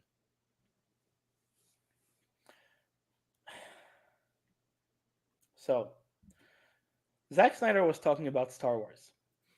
He was talking specifically about the um, opening scene. I mean, the cantina sequence in the first Star Wars movie. You know the one. Yeah. And the moment, in which Luke Skywalker gets accosted by this weird dude, like with a pork like face, who is kind of threatening him until Obi-Wan Kenobi intervenes. Yeah. Yeah. So he was talking about this scene. And here's what he had to say about this scene. For him, this scene was sexually charged And he fully thought that if the scene had gone longer and Obi-Wan had not intervened, this would have turned into a gay rape. What? Yep. He said that in Joe Rogan's podcast. So Did first of all, did he forgot his brain home or something? so the point of this scene in the original Star Wars is two things. First of all, it's to introduce the concept of a lightsaber to show how it works and how dangerous it can be. And the second point of the scene in Star Wars is to make Luke Skywalker grow as a character, because now he is out of his little farm. He is confronted for the first time with the real world, and he learns that the real world can be violent and dangerous, and he will need to deal with that and confront it. That is the point of this scene. Zack Snyder watched this and said, "Yeah, the poor guy wants to rape Luke." Wow. Stop doing substance, Zach. And Substance doesn't suit you well. Interesting interpretation. When he made Rebel Moon, he fully recreated that scene, but instead of Luke Skywalker, it is a woman. And guess what? The poor guy does try to sexually assault her. Yeah. So thank you, Zach. Despite him being a bad filmmaker and plagiarizing everything in Rebel Moon, for him, a mature movie, something that is for adults, is not a film with complex themes or interesting and nuanced characters. For him, a movie for adults is a movie where there's violence and sexual assault. This is Zach in a nutshell. This movie made me extremely angry. Not like in terms of writing, of directing, of filmmaking, but it also made me angry on a personal level. It fucked with my personal values so deeply that it became my most hated film of the year and my most hated film of all time. Yeah, I feel Good. you. Cole just say good. There you go. So I guess I am next, and I cheat for the last one. Ghostbusters 2016. That movie is horrendous. Wait, that's your worst of all time? It's your Yeah. worst movie of all time. I mean, Yeah. I'm no fan of it, but it's not the worst movie of all time. -9 with that one. That was the first time I was like, Cole, even my ranking to make it fair doesn't work. So Cole told me, oh yeah, just give it 1 or 0.5. And I was like, oh, you know what? I follow your lead for that one. But I went in freaking -9 with that one. That movie is just awful. I don't think I need to explain much, but hey, I went in the minus with that one. Yeah, you really Achievement don't. unlocked. It's definitely a terrible film. I don't know if it's like that bad, but you know. -9. And Multi's not coming from loving the original, and that's why it's not good. Which is odd. I would have thought this would be a little bit more your speed because you weren't the biggest fan of the originals, but no, apparently even the pacing in this one's It's off because for he you. gave it. He took like 50 points off of it because it wasn't funny. Yeah. It was like every fucking scene they tried to make you laugh, I was bashing my head on my bed. I had headache after watching it. Jesus. All right. Cole, you're next. What's your worst movie? Well, you didn't even ask me for 3, 2, and 1. So. Oh, you really? What are your last 3 I'm then? tired, bro. Sorry. I'm just not meant to wake up at 6:30. This is Look, the last week. here's the thing. I'll just be quick with my three anyway because I really don't have much to say, or it was already explained. All right, my number three is this garbage film called God, what was the name of it again? Actually, let me look it up just so I'm not Cocaine beer. mixing it up with something. Nope. Okay, so it was this shitty film called like Johnny and Clyde, and it tries to be like this edgy action crime thriller in like a similar style. It's very low budget, and it is just absolute garbage. It won some Razzies, and Megan Fox won a Razzie for it. She was in it, and she was garbage as always because she sucks as an actress. Like, look, I'm sorry, you know what happened to you with Michael Bay. You know that sucks. All right, but listen to all her fangirls out there and fanboys. All right. Just because you feel bad for that doesn't mean you have to lie and pretend as if she's a good actress and support her because she's genuinely one of the worst actresses ever in like majority of shit. And yeah, this is just another example. I think she was good in Jennifer's Body. Yeah, that's about the only thing though. It's just that, and she was kind of decent in this one film that came out called Till Death, but that's it. Everything else, she's just complete garbage. And it's not the film's being garbage either. She's just genuinely garbage, can't act. But anyway, number two, Winnie the Pooh, Blood and Honey, of course. The film everybody forgot was from 2023 because it was released like right away after it became public domain. Now look, I understand this is just a film that they shit out with no care, no budget to it to make a good profit, and then it succeeded and to capitalize off of these characters becoming public domain, just like other things they're doing now. And with Steamboat Willie, it's like I get it, but even for one of those type of films that are made with like no effort and to trick people into seeing it, it's even worse than those. Like it's genuinely worse than like asylum films, like fucking like Homeward and fucking Transmorphers. Like it's genuinely worse than those and not entertained in like a bad way. Like, and there's no reason for this to even be like rated R because there's no good gore and they don't cut away to anything because they don't have the money. There's like nothing. There's literally nothing to this film. It's not filmed or made in like any so bad it's fucking hilarious way. It's literally just boring to watch, and they literally repeat the same scenes over and over again.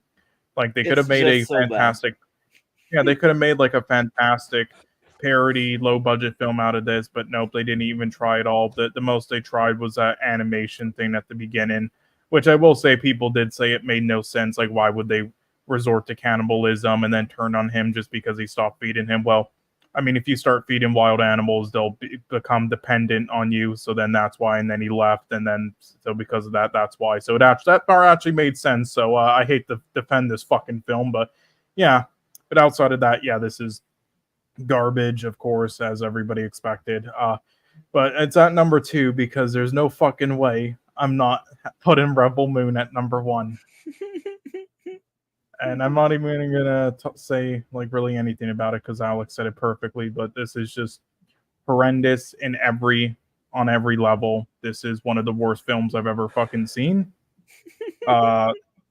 It's literally like it's like an unfinished mini series that the Sci-Fi Channel made. I like that one. One of the worst things ever. I don't know. The Sci-Fi Channel had some decent ones, though. That is true.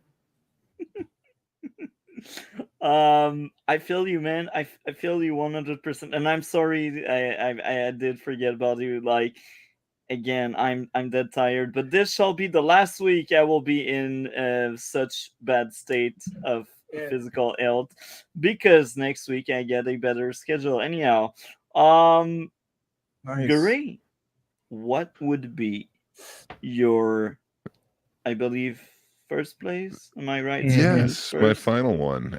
So the worst film of 2023 to me came from a director that I've actually liked some of his previous films. It has been discussed already, But there was this kind of interesting horror film. I'm not in love with it, but I didn't hate it. It's called Mama, and then he did It, Oh, and then yeah. It Chapter 2. Yeah. So yeah, it's director Andy Muschietti, and Eddie Muschietti. Muschietti. I always pronounce anything like that incorrectly, as Americans do. But yeah, so he made a choice with a film called The Flash, and I think every single choice that he made was wrong. I really did not enjoy this. There's a couple of scenes in it that's like, okay, this has some potential, and then just immediate letdown, and none of it really makes sense. There are a couple of actors that aren't horrible in it.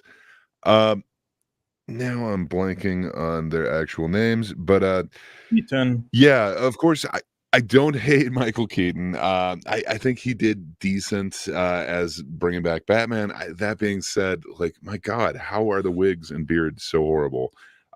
It seems like there's so many other films that they've been able to do like hair pieces quite well.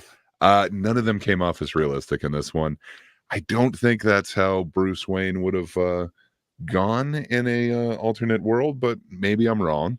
I would have to think he would be more on top of his game than being the old dude with the long beard and the falling apart house. But maybe I'm wrong. I just don't see that as like the actual I don't know future for that character that we've known. And I guess it's not necessarily the same character, it's alternate universe, but still. That being said, I didn't hate Jeremy Irons' performance. He's always good in practically any piece of crap movie he's in.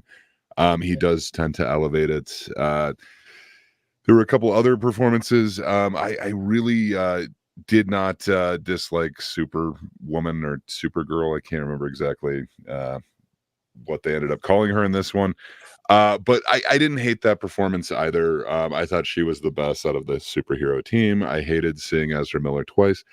I've got a weird relationship with Ezra Miller. I love him in We Need to Talk About Kevin. He really seems to embody that character, and just that is exactly what I pictured when I read that book. But I have a hard time seeing him as anything but like kind of that creepy guy. There were a couple times where it seemed like his performance wasn't horrible. He did kind of come off as like the kind of know nothing, kind of out there kid, but so much of it just took me out of it. So I'm not a huge fan of that. And then there's just so many. I really don't like the choices. The whole fact that he could have changed anything, but instead it's just moving like a can of beans up like one. Like he's not actually going to try and change anything. He's not actually going to try and find this person. He's not going to do anything with it. Just the actual like arc in the comics that this is based on. It's really cool. The Flashpoint arc is quite amazing. There's so much material to actually work with, and the way that they executed it is just piss poor, in my opinion. It makes for a super unentertaining film, and I don't know, just I think the epitome of this movie really is the baby in the microwave scene. I don't know, when I saw this in theater, and I actually saw this one in theater, everyone was just cracking up. Like it, I don't think it's meant to play as like laughing at it. I think they were thinking, this will be a little bit of comedy in this action scene, but it's like I swear it was that type of like I pity you laugh. Like, really, this is what you're doing. So I don't know. Just for me, this misses on every possible level, which sucks. I was hoping I'd see Michael Keaton in the Batsuit again. I didn't hate seeing Batfleck, and I think this is the last time we'll see Batfleck. I don't know. I was hoping for more. I really think this one should have been shelved like that, whatever Warner Brothers Coyote one. I think both this and Aquaman didn't need to actually be released to everybody. They probably would have saved money. But yeah, it is my worst one of the year. I can understand why you guys would put Rebel Moon above it. I don't know. I think I had some hope going into Rebel Moon. This one, after watching the first trailer, I had no hope. I knew it was going to be bad, but I still had to see it, and it was worse than I thought. Yeah, and I don't trust Andy Muschietti with anything anymore until he makes a good film. Like I Fair know enough. the first remake was really good. I agree, but that directors make flukes, and I do think part of it was just like it wasn't hard to make like a good film of like the first part of it. Like it's been done many times before, like other adaptations of it, and One time before.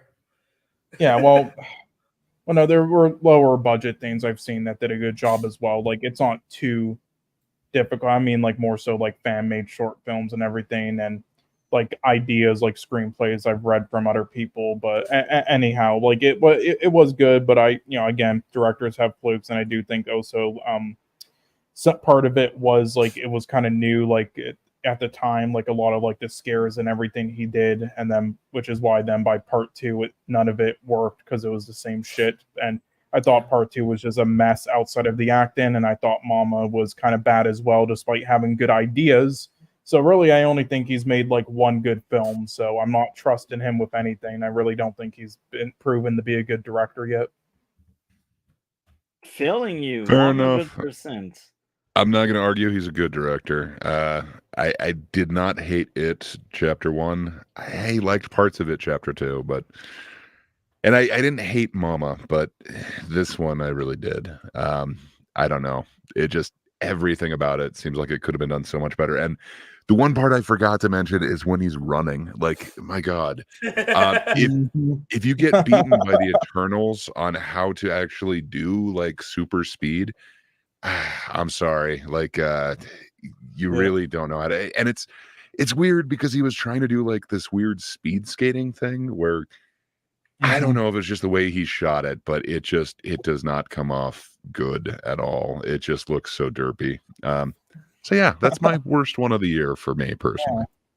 And yeah, since we're on this stream talking about these shit films, I figured let's pull up the results for the Razzies, and then tomorrow we'll discuss the Oscar results and everything. But yeah, this show happened, so I will have to go very soon.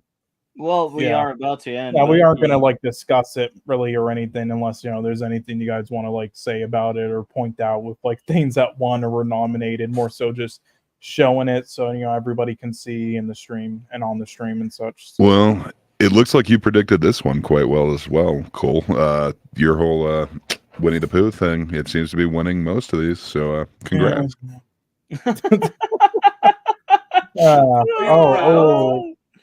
Helen This Mirren from is- Shazam. This is the best way to end the stream, man.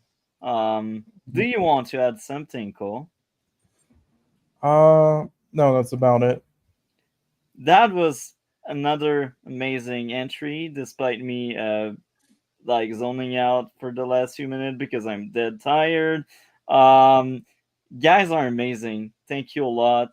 And again, this week is my last week working days. Next week I'm working evening. That's why we basically move to Thursday, but that's only next week because 2 weeks from now I will have my true schedule, the dream schedule. I cannot wait. And thanks for listening to me rambling on when I was drunk, which I still am a little bit. That's fine. That's fine. Thank you. I appreciate it. Again, I hope I great... was coherent. Yeah, you were. You were. More so than multi. Oh wow, that was another amazing one. I cannot wait for tomorrow to talk about Beekeeper and these Another are films. Frankenstein. Yeah. You should probably keep drinking for tomorrow, Alex, because you know what he's going to say about the imposter. No, I won't. I just wanted to finish this bottle. I'm done drinking for a while. But yeah. Anyhow, this shall be the end for tonight.